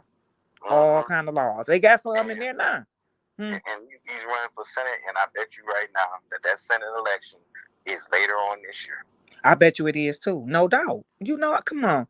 You already know what it is. Now look, what's your thoughts on that judge though, Jay Rizzy? Because see, they need to get her ass up out of there. To me, Donnelly, allegedly, to me, she's part of the establishment for sure. Oh yeah. Yeah. She is. She is. I'm gonna tell you right now, one of the first things I realized, which already had me looking at her with a side eye. When you run in the same circles with Linda Fairstein, who just happened to be the prosecutor of the Central Park 5, which means you locking up innocent Negroes is something that you do. Yes, you do. So then there's that. Plus, the other side was calling Ann Donnelly Auntie Ann, and I like to say shout out to Malicious Conspiracy because he came out with a good name. On this side, I think we ought to call her hashtag Donkey Donnelly because she looked like a whole jackass. Okay, period. And they was calling her Auntie Ann on the other side. Yes, well, yeah, we gonna call her Donkey Donnelly. And speaking of the other side, let me just say this here too, my baby. And I love Atmos Love Zone. But Atmos Love Zone, I was listening in on that doggone live with Levi for Kelly and Sky Life. They didn't, they got their own Sky over there. But I was listening to that doggone piece with him. And I get it, Atmos Love Zone, because he's so gun-ho on this grown man stuck his penis inside of a 14-year-old girl. And Atmos Love Zone, I just want you to present that right there. Present that to the world. That right there. Present that. Because I'm still trying to figure out what 14-year-old it was. What was her mama at? Why her mama ain't say nothing? Why her mama ain't on here doing or came to you at Miss Love Zone? Why her mama ain't came on your platform? And don't y'all go grab a mama now. Don't y'all go grab nobody's mama and act like they the 14-year-old girl's mama. Okay, please don't do that either. Not saying that you would do that at Miss Love Zone. I ain't saying you would, but I'm just saying the people that's listening, because I just like you get calls and emails from people. I get them too, and I get all kind of crazy ones talking about they the man's kids and they the man's wives and they married to him and all kind of shit. Okay. Yeah, I just got one other question for him. Why would he have all that same energy for R. Kelly and not have that same energy for Charlamagne the God? Well, just so happened to have who had actually raped a 15-year-old and was actually sent in in front of a court, was actually indicted for it, but he wound up taking a lesser charge. He said he was exonerated. No, right, a plea deal. Exactly, that's different, pimping. Yes, and then wait a minute, Jay Brizzy, did you hear the way he was talking about that shit though? Did you hear him out his own mouth talk about it? You ever heard that? Yeah, it said something like he was exonerated and everything else, and like I ain't got to worry about talking about it because he was talking cocky as hell. Yeah. Like it was nothing. Like he wasn't talking about nobody's life. The same, nothing like how he was trying to talk about R. Kelly. He was basically talking cocky as hell. Like, it is what it was. I got it. They acquitted. It really wasn't that. And, she was, it was nothing. Yeah. And see, and why isn't Me Too not stepping up for Jessica Reed? Now, this how the powers that be work. Look at this. Now, I used to be part of the DNC. Why are they texting me right now while we on the phone? Why are we? See what I'm saying? See, people don't understand. And see, this why I be trying to, this why I can only say so much. These, man, okay. Yeah, okay. Yeah, though I walk through the valley of shadow of death.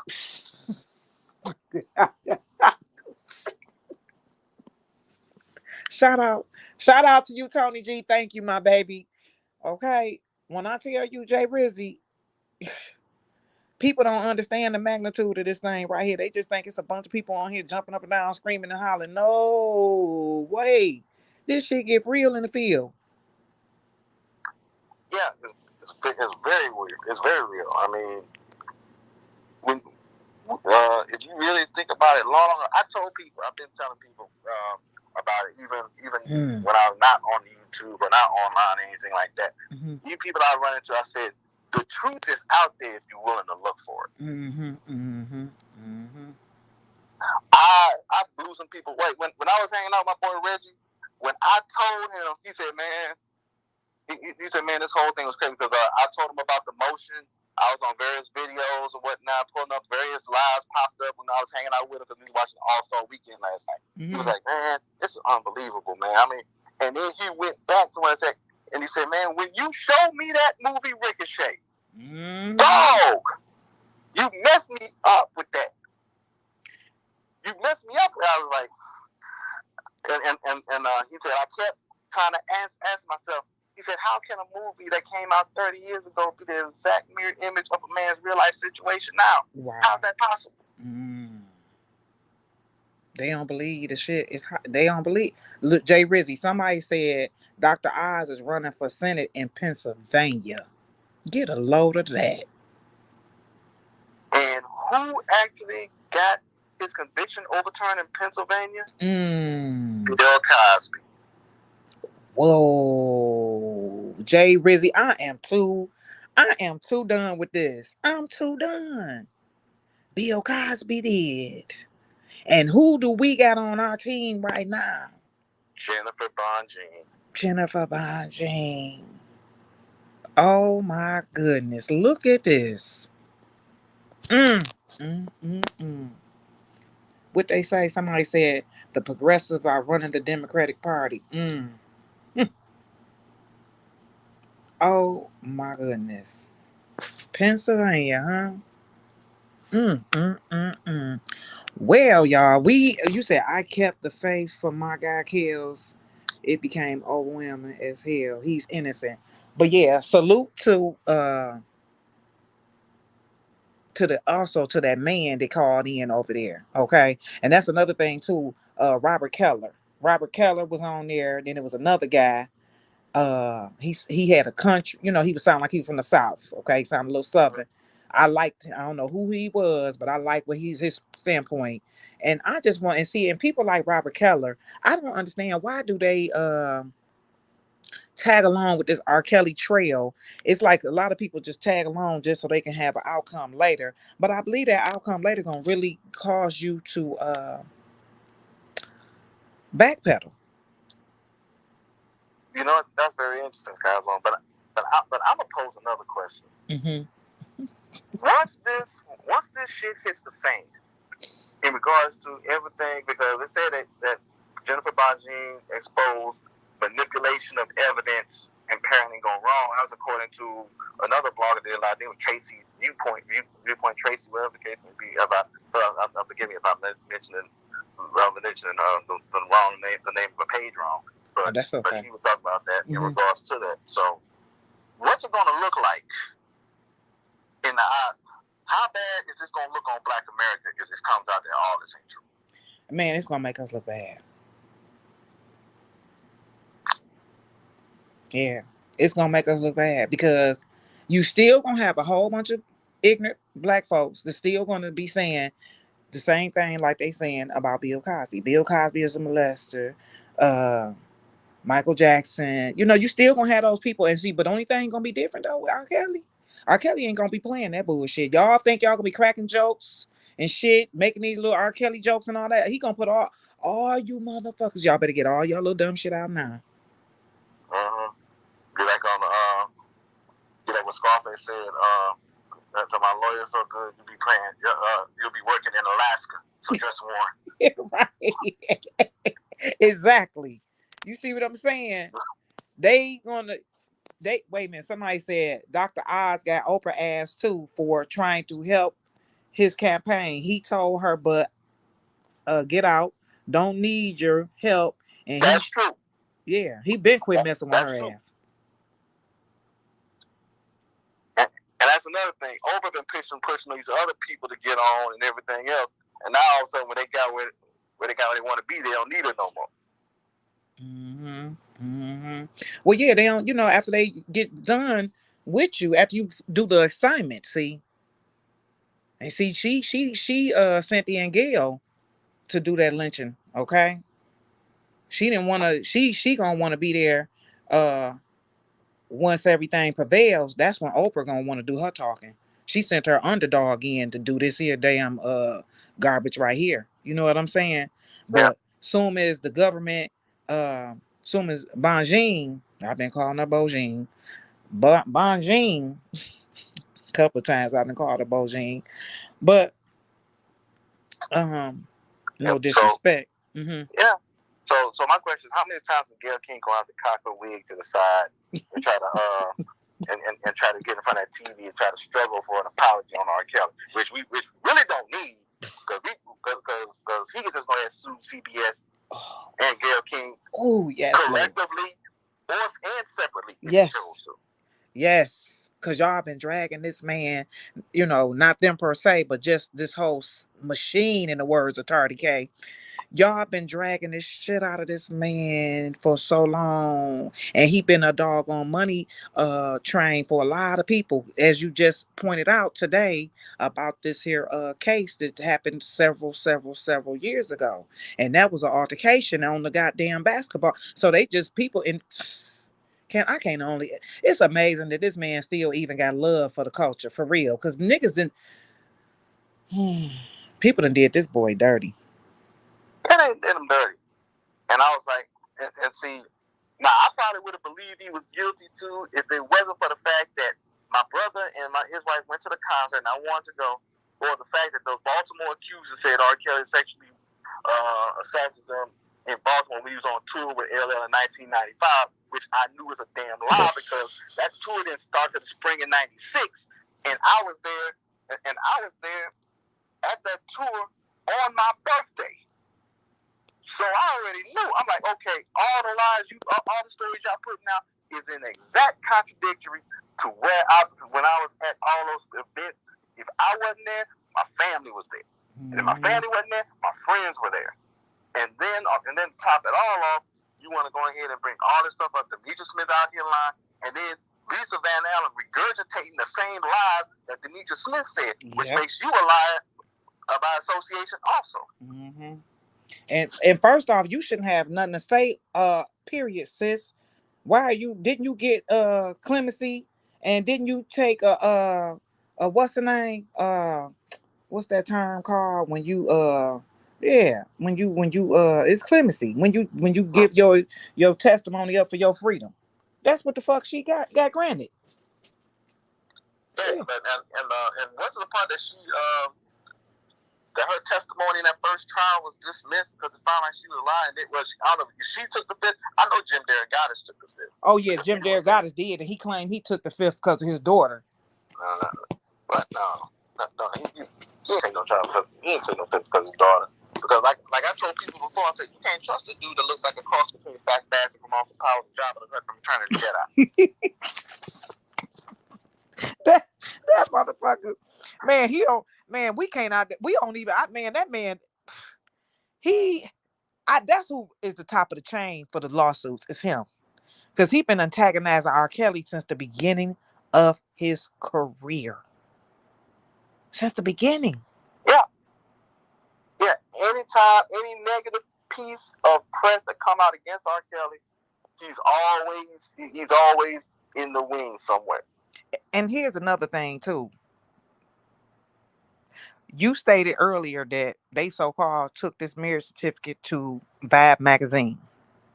For the Bush babies and for the doubters and the people that believe this man is guilty, I need you to ask yourself, why would they take that document to Vibe magazine and not to the authorities? If it was true. Right. If it was true. Right. Also, too, why wouldn't the minister who normally handles the marriage certificate not turn it into the state, which would have actually made it an official state document anyway? Exactly. Why didn't they do any of these things? Why did all these so-called, and they killing me with this here. RKelly paid everybody, but still, like I asked this question a long time ago in one of my videos. Y'all really want me to sit here and believe that all these people morally, and Levi posed the question again last night on his platform. I think it was last night, the video he did last night or the one before. Morally, you gonna say too that all these people was just, they wanted to see RKelly have sex. They wanted to watch Robert get a nut that they didn't get. I'm gonna put it to you plain. Over here. Right. They all wanted to sit back and help Robert get all these orgasms. They wanted to, how would they benefiting watching Robert do all this here for all this sex that he needed and wanted when you had women at his concerts who's throwing panties on the stage? Good point. And I'm gonna drop something else on you. I was gonna be off the phone, but that's all right. It's a treat when we meet. You already know how it go. Yeah, but now you got my wheels turning, and now I gotta bring this up. Go ahead. Now years ago, remember, RKelly teamed up with Jay-Z for the best of both worlds around 2002, right? Well, years before that, shout out to the late great Gerald Levert. Now, remember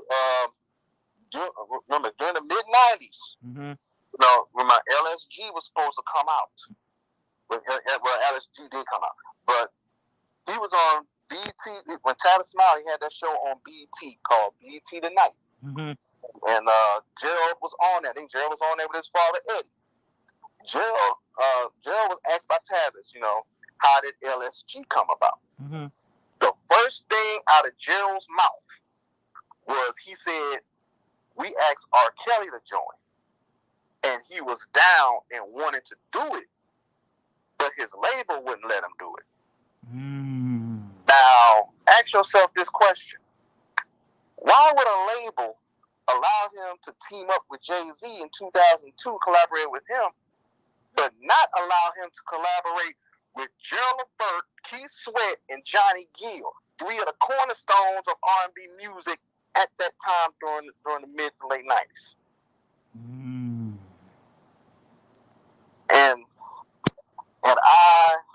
And I thought about, I said, wait a minute. And some people said, well, they wouldn't have got any money from it. You got Gerald Levert, Keith Sweat, and Johnny Gill, and RKelly on the same album. That's a tour within itself, and they ain't gonna get no money out of that. Go ahead. Here's why I believe that really happened. They didn't let that happen because, see, at that point, all three of them was in the game for at least about a decade. Mm-hmm. RKelly was in the game maybe about 3 to 4 years. Mm-hmm. You got three of the cornerstones of R&B music at that time, plus you got the up-and-coming hot R&B artist, which is RKelly. So all of them were together at that around that time at that point. So if they were to collaborate on this project together, I believe what was going to happen was conversations were going to be had. And conversations that were going to be had that was going to be not just about music and songs, but on the business side of the game. Knowing, like you said, like you read in your reading on Solar Coaster, when you mentioned about how Gerald Levert had RKelly on tour, and RKelly was like, he never thought he would be where it was, and he thanked Gerald Levert for a lot. Gerald always had a cool relationship with him. Mm-hmm. And I think what the label and the people around was scared of was because if he would have got with Gerald, Keith, and Johnny, the talk about business would have came up, and RKelly would have brought some stuff up to them. Mm-hmm. And he said, "Yo, man, I don't think that's right. I think you may need to reevaluate some stuff." Knowing that he values Gerald's opinion and Keith's opinion a lot because they were his peers, he would have took that to heart. And I bet you a lot of changes would have happened. Mm-hmm. RKelly, he would have changed. He would probably have dropped a whole lot of people a long time ago, and it probably wouldn't even got to the level it was now. They didn't want to take that chance to happen. That he was going to start making changes in his own team like that. Because I think they didn't want that, because the label and everybody else did not want for Gerald, Johnny, and Keith to drop a dime on them and their business practices on RKelly. Mm-hmm. They didn't want, and see, by them doing that one move, by the label denying him that project with LSG, they killed multiple potential projects with that one move. They really did. They really did. I got details. That's why I believe it is. And the projects that was actually killed. They killed at least about anywhere from upward to about 9 to 10 potential projects with that one move. Mm-hmm. And the biggest project of them all, RKelly's own damn label, and them risking losing their artists to Robert. Because around that time, Rockland hadn't started. Okay? Right? But Blackground did. Blackground did. But and not. Dana, and Dana dropped that about Blackground, said that was really RKelly's label. But Barry screwed him out of it. Yes. So that, to me, from where I'm looking at it, to me, that's why they ain't let him do it. To me, because I believe, a lot of people wanted to work with RKelly.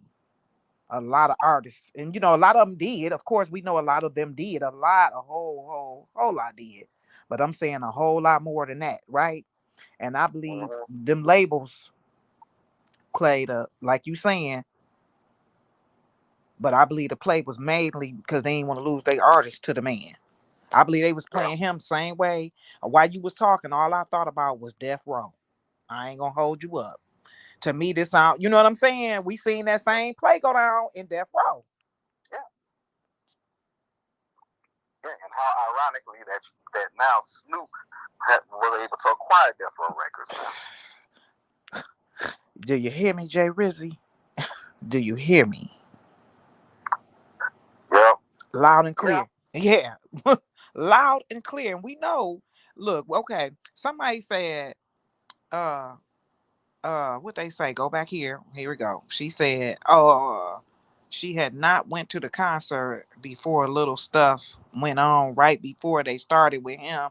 I would have said it all a setup, but once she doing on a stage and pre-warned us that. Angela, I'm not sure what you're saying, dear. I'm not sure who you talking about. The she you referring to? Could you tell us who you referring to, please? LaQuetta said they gave RKelly Dick too much credit.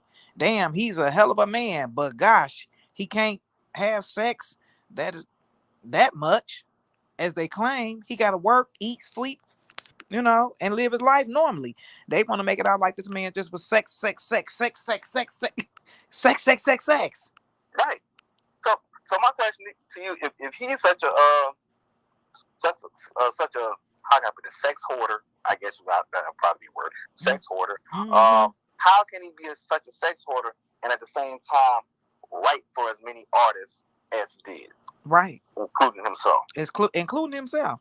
And maintain, you know, because you got to remember the man do, like all of us, got a family. Okay. So he still at some point in time, you know, want to at least say hi to a cousin. I mean, you know, one of his cousins is a world famous DJ. Okay. One of his family members, you know, all the artists in the world deal, you know, because you know, you got to have a good relationship with DJs, otherwise your goddamn music can't get played. Now there is another DJ that used to work for him who no longer works for him, who is out here talking, you know, bad about him. Okay, and I will not mention that man's name, but it is a DJ out here, you know, speaking bad on him. You know, and I think they shut his ass down. The people shut his ass down because we seen his shit and we was like, look at here, don't you dare speak on him. So I believe, you know, a lot of the people for this Brad over here on our side, I believe we shut his ass down because I ain't seen him in a minute. Yep. Yeah, he dropping gems. Sophia say J-Rock dropping gems. He sure is. He always do. The whole case with Robert is nothing more than a freaking Ponzi scheme, a cover up. That's exactly what it is. But the thing of it is, it's against your, it's you know, it's the government allegedly. You know what I'm saying? Right. You know. I mean, and see, and that LSG album dropped in November of 1997. Now, my opinion is, even if the label, and here's something else, ask yourself, even if the label itself would not have allowed him to actually do a full-blown project with them. Wait a minute, wait a minute, somebody said this is nothing more than Trapped in the Closet live. What you mean? Trapped in the Closet live? You talking about my live? Or they're probably saying this whole scenario, this whole case. Yeah. It sounds like an elaborate version of Trapped in the Closet. Yeah, is that what you saying? Version that we actually seen it not playing out in front of our face live.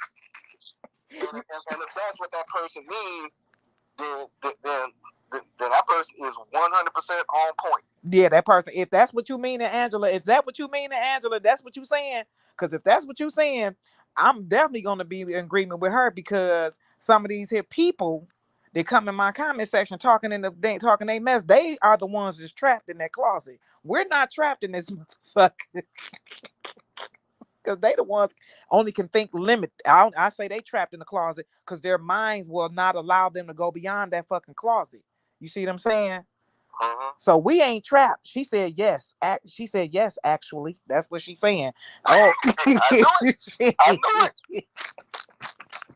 Hey, Angela, but we ain't the ones who trapped, okay? The people who see what time it is and see what's really going on. We ain't in our minds ain't blocked to no closet. We ain't got limited space. We can handle the world's mind. No. What you say? Shakira say at Angela, judging by their actions or lack of thereof, I'm believing 1,000% they were a part of a lynching Robert. Shakira, crack it up. Yeah. Wait a minute, I'm just fine. Say if he was having sex that much outside of his work hours, had to have been quickies. Most likely a thought. He didn't have time for all these women. No, he couldn't have. Shit, you know what I'm saying? Like, facts. R. Kelly is trapped live.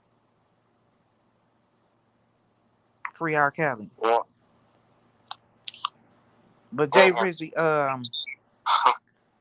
say, hey Sky, it is a good thing that R. Kelly cut ties with his old trial lawyers. Now, how you feel about that?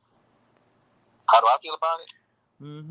I think it was something that had to be done. I feel like it was something that had to be done, yeah. I mean, because there was no kind of headway, and every time they put up a motion in front of Ann Dowling, she would be blocking every motion like she was the Kimby Matumbo. Yeah. I mean, kept blocking motion after blocking motion after blocking motion. Okay, but you know, and see, that was a move that had to be made, and you know, because there's too much circumstantial evidence. there's too much innuendo being put out. What got me was the fact that when they read the motion and then they got to the jury part was saying that, like, you know, one of the jurors actually was seeking out to try to get Gloria Allred's autograph. I'm like, what the hell? Right. I'm like, what do you mean? And they said, well, I just admire what Gloria Allred has done and everything. And then the attorneys asked him, do you think you can be fair and impartial? And then the juror said, I don't know, I'll give it a shot. What the hell you mean you're going to give it a shot? That's like you saying, that's like you being 9 months pregnant, got a baby on the way, and like they're talking about, well, are you able to deliver the baby? I don't know, I'll give it a shot. What the hell you mean? This person said, but do you guys find it funny that he never impregnated any of his accusers? No one ever trapped that man with a baby. How ironic is that? But Laquetta or Laquita, I think that's Quita. Forgive me if I mispronounce you. Aisha! Look, I'm so sorry, girl. Don't think I was ignoring you. I just was letting Jay Rizzy get his out. Hello, my dear. I haven't seen you in forever. But Laquita, there was somebody who claimed that they was pregnant, dear. Okay. And she claimed that she had an abortion. She has been one of the most transparent liars or storytellers, I should say. I call her a storyteller, not a liar. Forgive me. You know, we got to be careful now behind that Tasha K mess, right? But and she claims she got rid of the baby. Okay, she had the golden egg, but she took the golden egg and got rid of it. But get a load of this.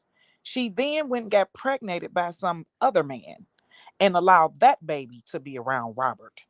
Now, Bush babies, you guys make that make sense.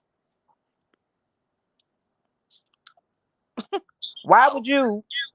I would love to hear the logic behind that. I would love to hear the logic behind that. Please make that shit make sense. All y'all that's sitting in the bushes, that's scared to act like you got love for R. Kelly, don't want your cousins and shit and your family members to know that you still listen to R. Kelly music, like your hand gonna crumble up and shit if you push play on that motherfucking 12 play. Y'all is the ones I'm talking to. Make that shit make sense. The old girl claims she got pregnant because this man is very calculated. He's almost like a machine. The way they talking, you know, maybe you know what I'm saying? Like, you got to be a machine to do all this his stuff here to have sex with all of these women who claim they were all there.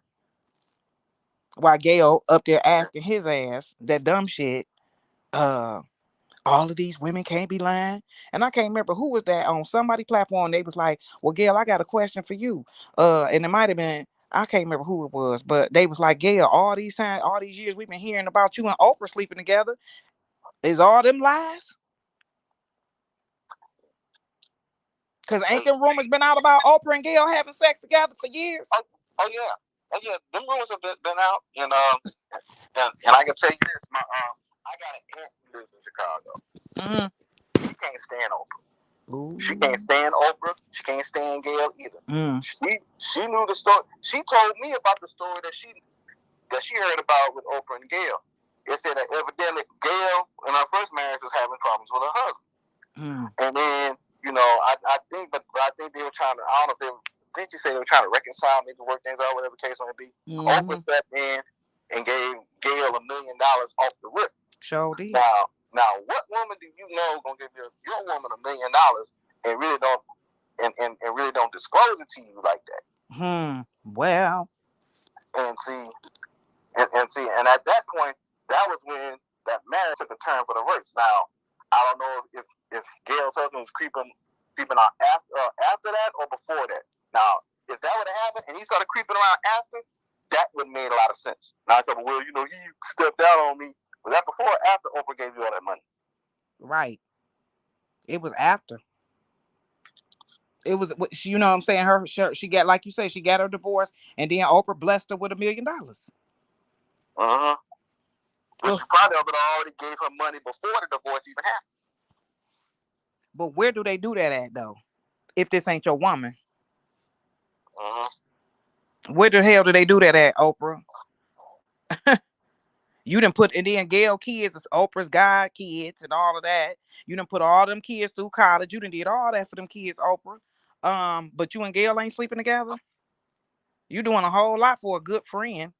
Is this why you ain't married to Stedman? I'm gonna leave Oprah alone because I don't got time for them trying to shut my platform down. Allegedly, Oprah.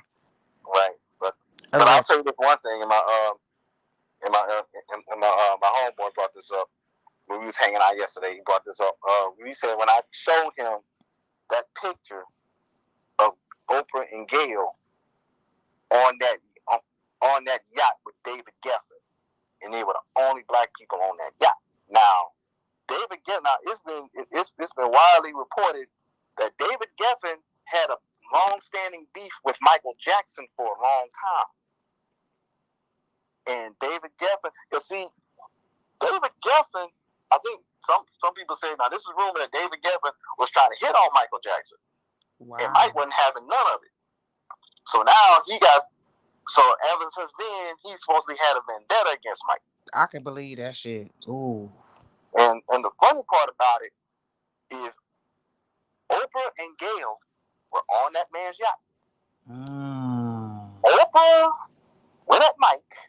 So did. Gail went at RKelly. Ooh wee. That picture is still out there right now. Oh yeah, you gonna have to put me here. I wanna And another bombshell. There was an article on Billboard that Sony Music had bought out had actually acquired the EMI acquisition of Michael Jackson's estate share of EMI Music Publishing. This was about 4 years ago. This was 3.5 years ago. It's on Bill. I think I can pull it up. I can see if I can email it to you. If I can. In that article, Sony spent over $4 billion to make sure they got the rights to EMI. They bought EMI's debt as well as the EMI company, which housed Michael Jackson's publishing. This was back in June to July of 2018. This was 6 months before Surviving R. Kelly premiered. I think I remember this. I think I remember us talking about this too. Yep. You're absolutely right. Yep. And then 6 weeks after Surviving R. Kelly, Leaving Neverland comes out. Yep. Exactly. Sure did. Yep. It sure did happen just like that. You're right. You are absolutely right. Yeah. And what else I found out about? So they tried to make this move about 7 years prior. Which one? Surviving R. Kelly? No, about the acquisition of Michael Jackson's EMI share of his estate. Oh, okay. A couple of years after Mike died, they tried to make this move, and one of the main figures that was spearheading that with Sony was David Geffen. Really? Okay. I'm gonna do some research. Hold on, let me type his name in right now. David Geffen, Geffen. Wait a minute, hold on.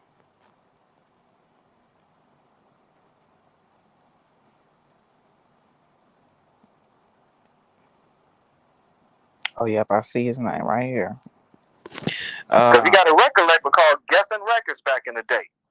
He is a producer, studio executive.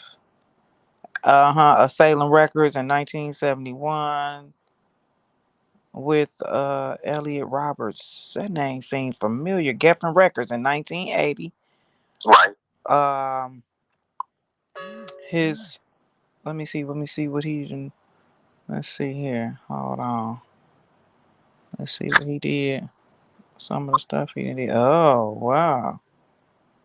And you said that he the one got the picture with Oprah and Gail. They the only ones on that picture with him, right? They're the only black people on that picture. Everybody else is white. Okay. Yeah, I'm gonna have to check him out. I'm gonna do a little research on him and see what I come up with. See where you know what I mean? Yeah. Because I think Prima Donna got some info on that. Oh yeah, I'm pretty sure. I'm pretty sure she do. Oh, They just said something about it. Says in February 2020, Geffen sold his Beverly Hills estate to Amazon CEO Jeff Bezos for 165 million, a price believed to be the highest ever paid for a home in California real estate in a real estate transaction.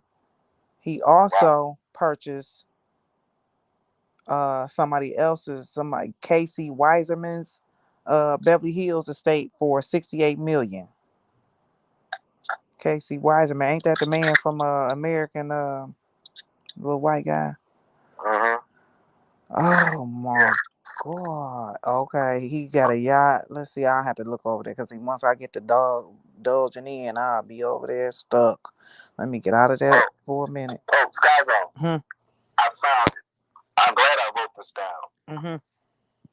David Geffen, partner in business with Sony and John Bronca. The article was June 29th, 2012. 2012. Hold on, because I'm looking at all his stuff he did. 2012. You said June he partnered. 29th, 2012. David Geffen, partner in business with Sony and John Bronca. Oh, look at this here. It's an independent film called Sex, Drugs, and the $1 Billion Rise of David Geffen. You ever heard of that? I want to see about that too. Wait a minute. Wait a minute. Tell me what you say. You said send me what you got. Send me that, Jay Rizzy. I want say that again. What you say you got? It's You said it's called David Geffen, partner in business 2012 with Sony and John Bronca, BRANCA, June 29th, 2012. You know it's it's true. This man must got he got a lot of fucking money. He's a very powerful man. Wait a minute, hold on. I'm gonna look at y'all what y'all saying in the chat in 1 second. I'm trying to see something. It say billionaire dropped 500 million for two masterpieces for FoxNews.com. Oh yeah, this the machine Tasha K talking about then. I mean Tardy K talking about allegedly. Look at all this here connections he got. Bloomberg. Look at this shit. Oh yeah, I gotta do he got something to do with DreamWorks too. Oh goodness, let me see. Yeah, you gotta send me that because what does it say with TMZ? David Gasson assures us he's isolating on his $590 million yacht. TMZ reported. Oh wow. Oh yeah, he is the whole truth for real. Look at that. Oh my God, Jay Rizzy, this man here. Hold on. Jay Rizzy. Yeah, they say his net worth is worth $10.8 billion. And that's just what they trying to say. Uh so he's an artist himself then, too. He an artist too. I think he might have been. Yeah. But I know he's always been. I know he's always been a label exec because I remember Geffen Records because Geffen Records had artists, young R&B artists. You know, I think one of the ones. I think Christopher Williams was one. I think I don't know if Levert. Well, Levert was always been with Atlantic, so so they have. He's had some R&B artists and hip hop artists under his label. So I do remember that. That was like the late '80s, going into the '90s. So I do remember that for sure. Nah. He's also look like he. Oh my God, this look like it might be tied in with the, what was the name of the white guy who was over who first put Easy them over nah, this was the guy who was over Ray Charles. This is a Met you're whatever his last name is. That's that man. That ain't him. That ain't the what was the man name What was the white guy name who was the over Ruthless Records over there with Easy E them with NWA? You know the guy Hefner, whatever. What was his name? Jerry Heller. Jerry Heller. That's him. That's not this guy. That's this guy who they talking about with him. This is the guy from who was Ray Charles's or Aretha's I gotta look and dive into him. Let me see what y'all saying. Sorry, y'all. I done got to looking and stuff. The rabbit hole is deeper. You said I text you to pick. Thank you, baby. I'm gonna have to look at it as soon as I'm gonna look at that picture too. I can't see it now because I ain't on that. I'm on the let me see if I can pull it up while this skyline is in use. Let's see. Jay Rizzy, this is very I can't pull it up. This is some really okay, yep, he just sent it to me. Geffen Records. Hold on, let's see if I can hold on, Jay Rizzy. Hold on. Hold on, y'all. Hold on. Hold on.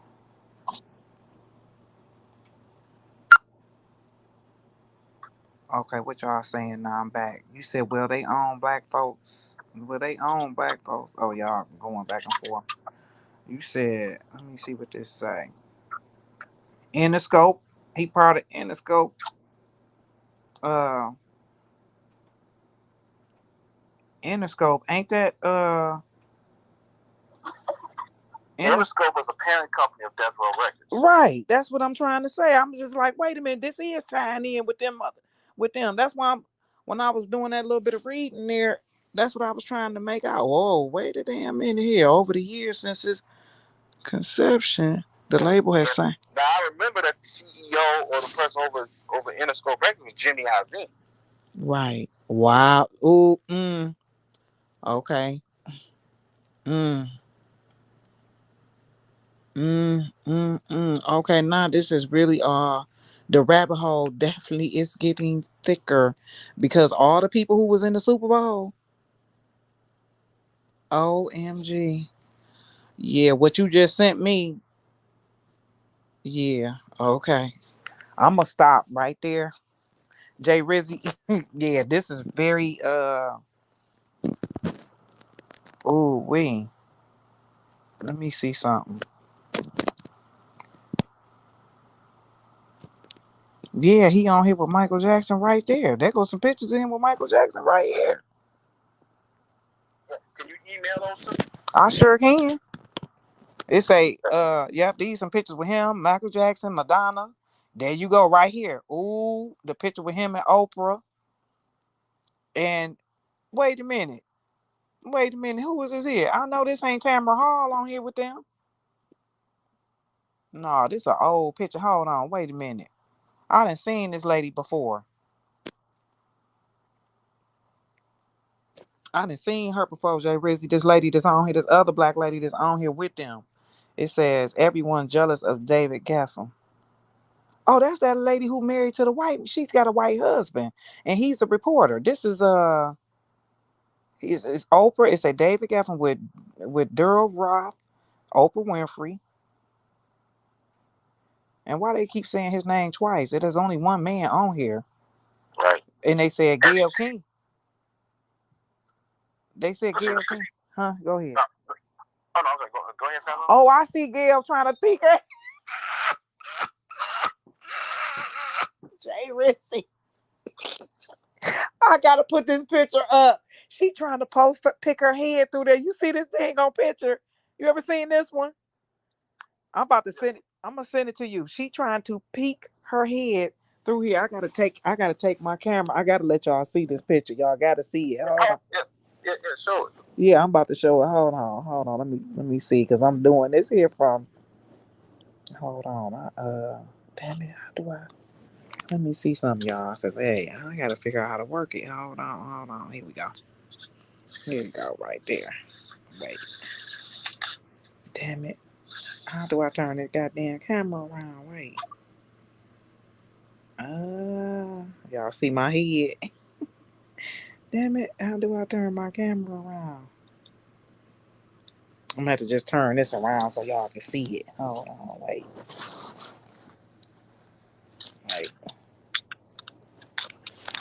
Okay, y'all see Gail trying to peek her head. Look, Gail trying to. Hold on. Gail trying to peek her head. She's trying to peek her head. Can y'all see that? Look at Gail right there trying to peek her head through there. And this is Oprah, of course. And that's him, David Geffen. Gail standing up on her tippy toe. She's standing up on her tippy toe, and she got that little black hen on his. Gail want everybody to know she knows, folks. She's connected. Gail stretching her damn neck so hard. Gail, and why are you doing all of this here to be in this damn picture? Why are you doing that? She giving it the best she got. Poor little Tink Tink. Gail. Okay, now she. Okay, so now she goes from looking like a basset hound to trying to be a giraffe now. That's what she trying to do now. That's exactly what she trying to do. She giving it the best she got. Look at that right there. So it said that they was all. When was this article here? This was 2015, like you said, yeah.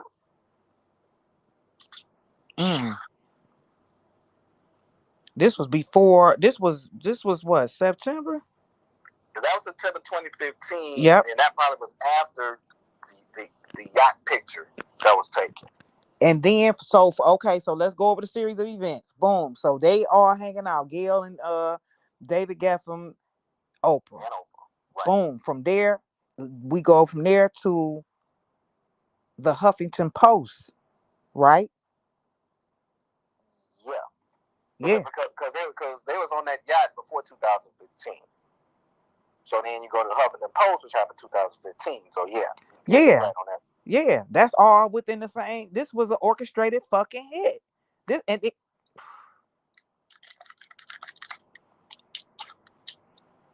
This is an orchestrated hit, y'all. Yeah, it was an orchestrated hit. Oh, by the way, SkkyZone, the movie Ricochet. Yeah. I'm saying a while back. Yeah.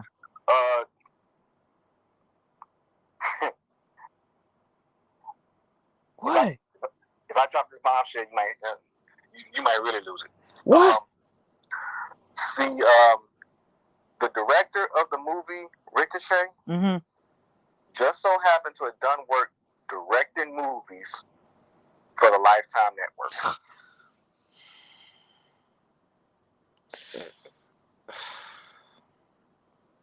I wish y'all could see my damn face. Wait. So wait. Wait, nah. Cause see, you talking a lady? That lady? No, it's a guy.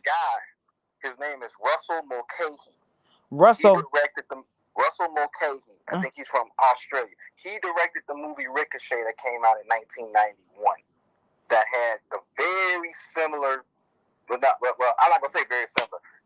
This is the equivalent of you writing a term paper in college, and then you turn around, you find an older paper, you think you could turn around and change the shit up by changing up the little names and whatnot. Yeah. Plagiarize and Xerox that movie. Copy and paste. Come on now. So that's what you basically did. So wait. Wait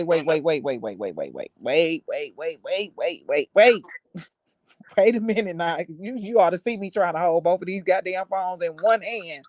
Wait, Jay Rizzy. So wait, you telling me that the guy who directed, composed, and put Ricochet, wrote it out, is the same people who put Surviving RKelly together? Not necessarily, but here's where the but comes in. Oh my God, dog. 1991, Ricochet comes out. RKelly's first album didn't come out till 92. So if you want to get technical, it was September of 91. Then you go into January of 92. That's when RKelly dropped Born in the 90s. That's 4 months after. Okay. So, but going from that point to about 2000, because when I found it, now see how I found this out was after watching Ricochet, I got so heated, I got so pissed. I said, it prompted me. I said, let me go back, and so I said, I cross-referenced the title, the credits of the movie Ricochet to the Surviving RKelly. Okay. And I said, I better not see a match nowhere. but not. Please tell. Oh my God. So what happened was, I kind of figured it might not be a match because we're talking about surviving R. Kelly 2018, 2019 to 1991. So that's about a 27-year gap. So the likelihood might not be high. But finding the connection that I found was Russell Mulcahy, the director of Ricochet, in the late 2000s going into 2010s, has directed multiple movies for the Lifetime Network. I am too. So there was already a connection established, which means the people from Surviving R. Kelly could have approached Russell Mulcahy and asked certain questions. Exactly. To put that shit together. Or while they was at the board meeting and shit and talking, having, the think tanks, they could have asked him, like, what do you think we should do right here on this part, da da da. He could have still been giving his opinions on the setup. Which could have made him a ghostwriter. Exactly. That's what I'm thinking. So then I kept going like, wait a minute. And then, go ahead. You made me think about Ava. I was like, when I found that out, and I think he did like 3 or 4 movies, it was like between 2007 and 2013. There's 5 years before Surviving R. Kelly premiered, 3 years before it was actually in the works, when they was in the works on it. Which it's already established a connection between him and the Lifetime Network. The movie is eerily something. I mean, if you want to watch a movie that's the mirror image of R. Kelly's current ordeal, that's the one. I mean, it's a minimum of 80% based on R. Kelly right now. I'm gonna watch it again. You gonna make me watch that shit again, Jay Rizzy? I told my boy Reg told me last night. He said, "Man, since you showed me that movie, you messed me up, bro."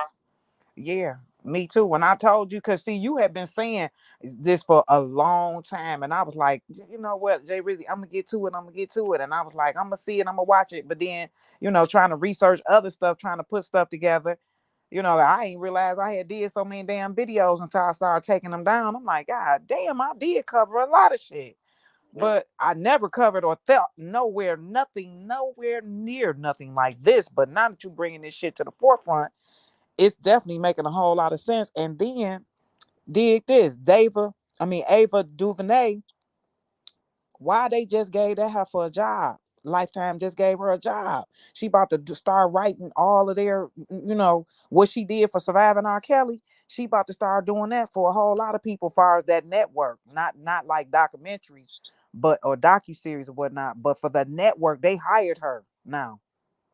Just recently, yeah.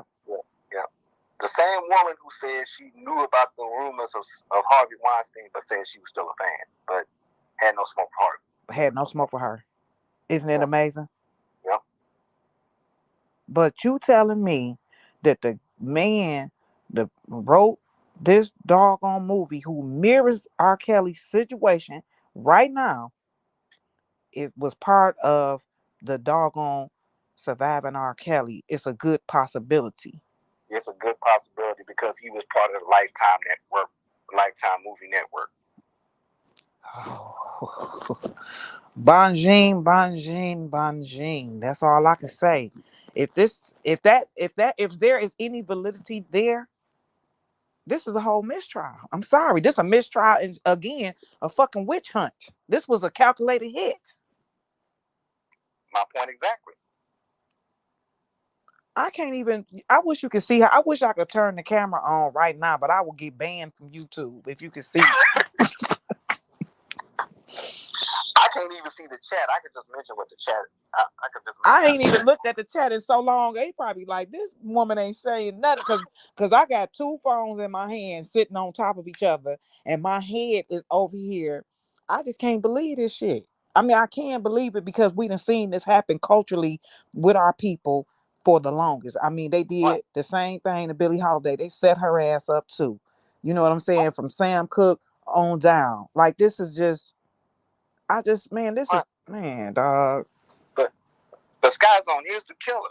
A lot of the movies that come out that are based on real life, I've seen movies that are based on real life events, based on true stories, never as accurate as this. How can something this be so accurate, and yet it's a fictional movie? It's not even based on a real event. And see, that's why when you was telling me to look at it, I'm like, because I remember I was like, I can't see how that could tie in. I think I said that to you too on one of the lives. Like, Jay Reed, Right. yep. I think I was like, I was like, okay, I'm gonna watch it, but I don't see how I could tie in. But then once I watched the shit, I was like, because remember we was talking about, remember, because I was like, no, you said that you thought Lisa Van Allen played the wife, and I said, no, I feel like that was Drea, because the way she kept crying and shit every 5 minutes, and then I think the wife used to be a dancer or something like that. And that's why I was like, you know what? No, to me, the wife fit more like Drea. And then and the prostitute in the movie, I think that more fit Lisa for me, or somebody. Or no, I said Drea was like, they had her kind of being all of them, because the prostitute wore them high boots that Drea wear all the time. Them high boots, them high dancing boots. You ever see her wear them boots? Them dancing boots. The prostitute in the movie had those damn boots on that she always have on. Yep. Yep. And somebody was a dance choreographer. Right. And see, but there was a point when we had that discussion that you brought up that I didn't think about. Mm-hmm. When you said that, that R. Kelly had, he's got 3 kids. Denzel's character had 2. And Denzel's character had 2 little girls. Mm-hmm. And R. Kelly got 2 little girls and a boy. But he said, but the time the sex tape came out, Robert Jr. wasn't born yet. Sure wasn't. So he actually had 2 girls, just like Denzel's character in that movie. Yeah. 2 little girls, exactly the same way. I'm about to watch this shit again, dog. You about to make me watch this shit right now. I about to watch this shit right fucking now. And I guarantee you, when I watch it again, I'm going to see something else. And you're going to see something else. You're going to see the first 5 minutes is already going to mess you up, because the movie starts off with Denzel and Ice-T on the basketball court. And didn't that motherfucker just come out and say some bullshit about R. Kelly? Exactly. And wait a minute, wait. You say the movie start off with them on the basketball fucking court? Yep. Ain't this about a bitch? It starts off with Denzel and Ice-T on the basketball court. Just they like already playing basketball. Okay. Then after they get done playing, Ice-T walks over to his car. It looks like it's a new Corvette. Mm-hmm. Denzel asks Ice-T said, "You got a new car, Odessa?" He said, "It's new to me, man." He said, "Yeah." And then Denzel looked at the car, saw it was hot wired, and these are his exact words. He said, "Yeah. Are you having problems with the ignition?" Now see, you know what? See, I was thinking about that bullshit with Azriel and that car fire. Now you fucking me up. Now I'm about to, no, Jay Rizzy, no, are you fucking serious, dude? I'm not kidding. I almost SkkyZone. I had to rewatch the movie because I was looking at the other parts going in later on. And for everybody in the chat, if you haven't seen it, I'm about to get some spoilers. Right now, at that point, because I didn't think about the beginning until I saw the movie, and I had to go back and I had to watch it, because the parts that I was calling on was with the hitman when he broke out of jail with the help of a white supremacist group, and he faked his death and proceeded to do an elaborate revenge scheme against Denzel. A revenge scheme that consists of alleged child pornography, a sex tape, a STD, missing money, a smear campaign, public scrutiny. Denzel loses his job, and a reporter named Gail is covering it all. Yeah, I remember you said that. You said a reporter named Gail, and it was another piece too that I had said too about that shit with that fucking reporter and Gail. That Gail shit. Jay Rizzy, I'm about to watch this. I got a 4:00 appointment. I got a 4:00 fucking appointment, and after I go back from that appointment, I am going to watch it. I'm gonna watch some of that shit before the end, though, because goddamn it. So I'm about to hang up and watch this. Shit. Do this. After you watch the movie, come back on live later tonight. For sure. I'm gonna text you Soon as I get done watching that shit, cause I'm gonna have to watch this time. I'm gonna watch it and write some shit down. All y'all that's on the live, y'all. Oh, I'm about to run out of battery. All y'all watch it too, so that we all can converse on this shit. That's what we gonna. That's gonna be our next live on God. That's the next live. Everybody in the chat, if you don't know where to get the movie, if you have Amazon Prime, it's on Amazon Prime. Yeah, because remember, I was like, I had to watch it on YouTube. And see, I want to watch it on, because see, on YouTube, they kind of omit some of the clips. But you say it's on Amazon Prime? Yep. Oh, I'm about to go watch that shit right now. Hey, y'all, I'm about to get off this motherfucking live. Oh, excuse me, y'all. I'm sorry, but I'm excited and I'm pissed at the same goddamn time. I will see everybody. Thank you all for commenting and contributing. But I got to go because I got to watch this right now. Jay Rizzy, I'm gonna text you soon as I get done. Thank you so much. Thank you so much. But we are not done. We gonna link back up. Like I said, soon as I'm gonna text you soon as I get done watching it, and then I'm gonna write down all my stuff. And my 4 o'clock appointment should be done no later than 6. I'm thinking we probably, and I know other people's schedule go live too tonight. It's gonna be a hot, juicy Sunday. But I will post up. We gonna meet again as soon as, if not tonight, it will definitely be tomorrow. Okay.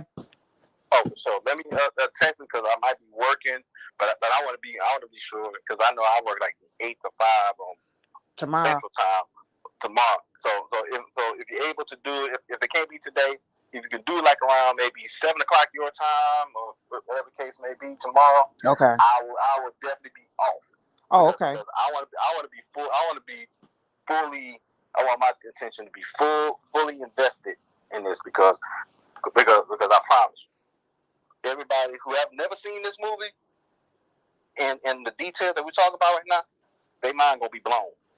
And then I should see if there's a way I can watch it, put it up on my live. That's what I should do. Oh, damn! Especially if you're able to segment the certain parts of it to really accentuate what you're saying, that would definitely work. Oh yeah, most definitely. That's what I'll do. Cause I don't know if I can do that with the live or whatnot, but I know, yeah, because I probably, cause since I, we got to buy it and all that. So that's what I'll do. Certain parts I'll try to get these, make it go along. I can't get all my fucking words out. I'm so fucking excited and mad at the same motherfucking time. I can't even get out what I'm trying to say. But yeah, I will put the footage up on the thing on the screen so we can play it while we but I will not go live for sure until you and I converse so I can make sure that we are on here together. That's for sure, right, for sure. Right, because what I'm gonna do, because I got the DVD of the movie here.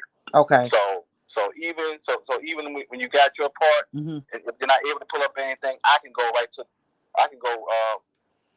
through my DVD. I can go to certain parts and I can break down the parts of what I'm showing on my side. I can tell you exactly what it is and what to actually look for. And then what we'll do too, I'm not gonna be on my phone. I'm gonna do it off on the computer so that way I can drop the link in just in case you wanna come on the live. Okay, so I won't have to hold the phone. Okay, bet. I will see y'all when we meet again, guys. Thank you all for coming into the live. We'll see y'all soon. Tony G said he off tomorrow. Okay, bet. So that's good. Okay, so yeah, tomorrow might be better, but we gonna see. We gonna see once I watch it. All right, y'all. I'll see you. Okay. All right, Jay Rizzy. All right, y'all have a good day. I will see you guys soon. Thank you all for coming to the live. Peace.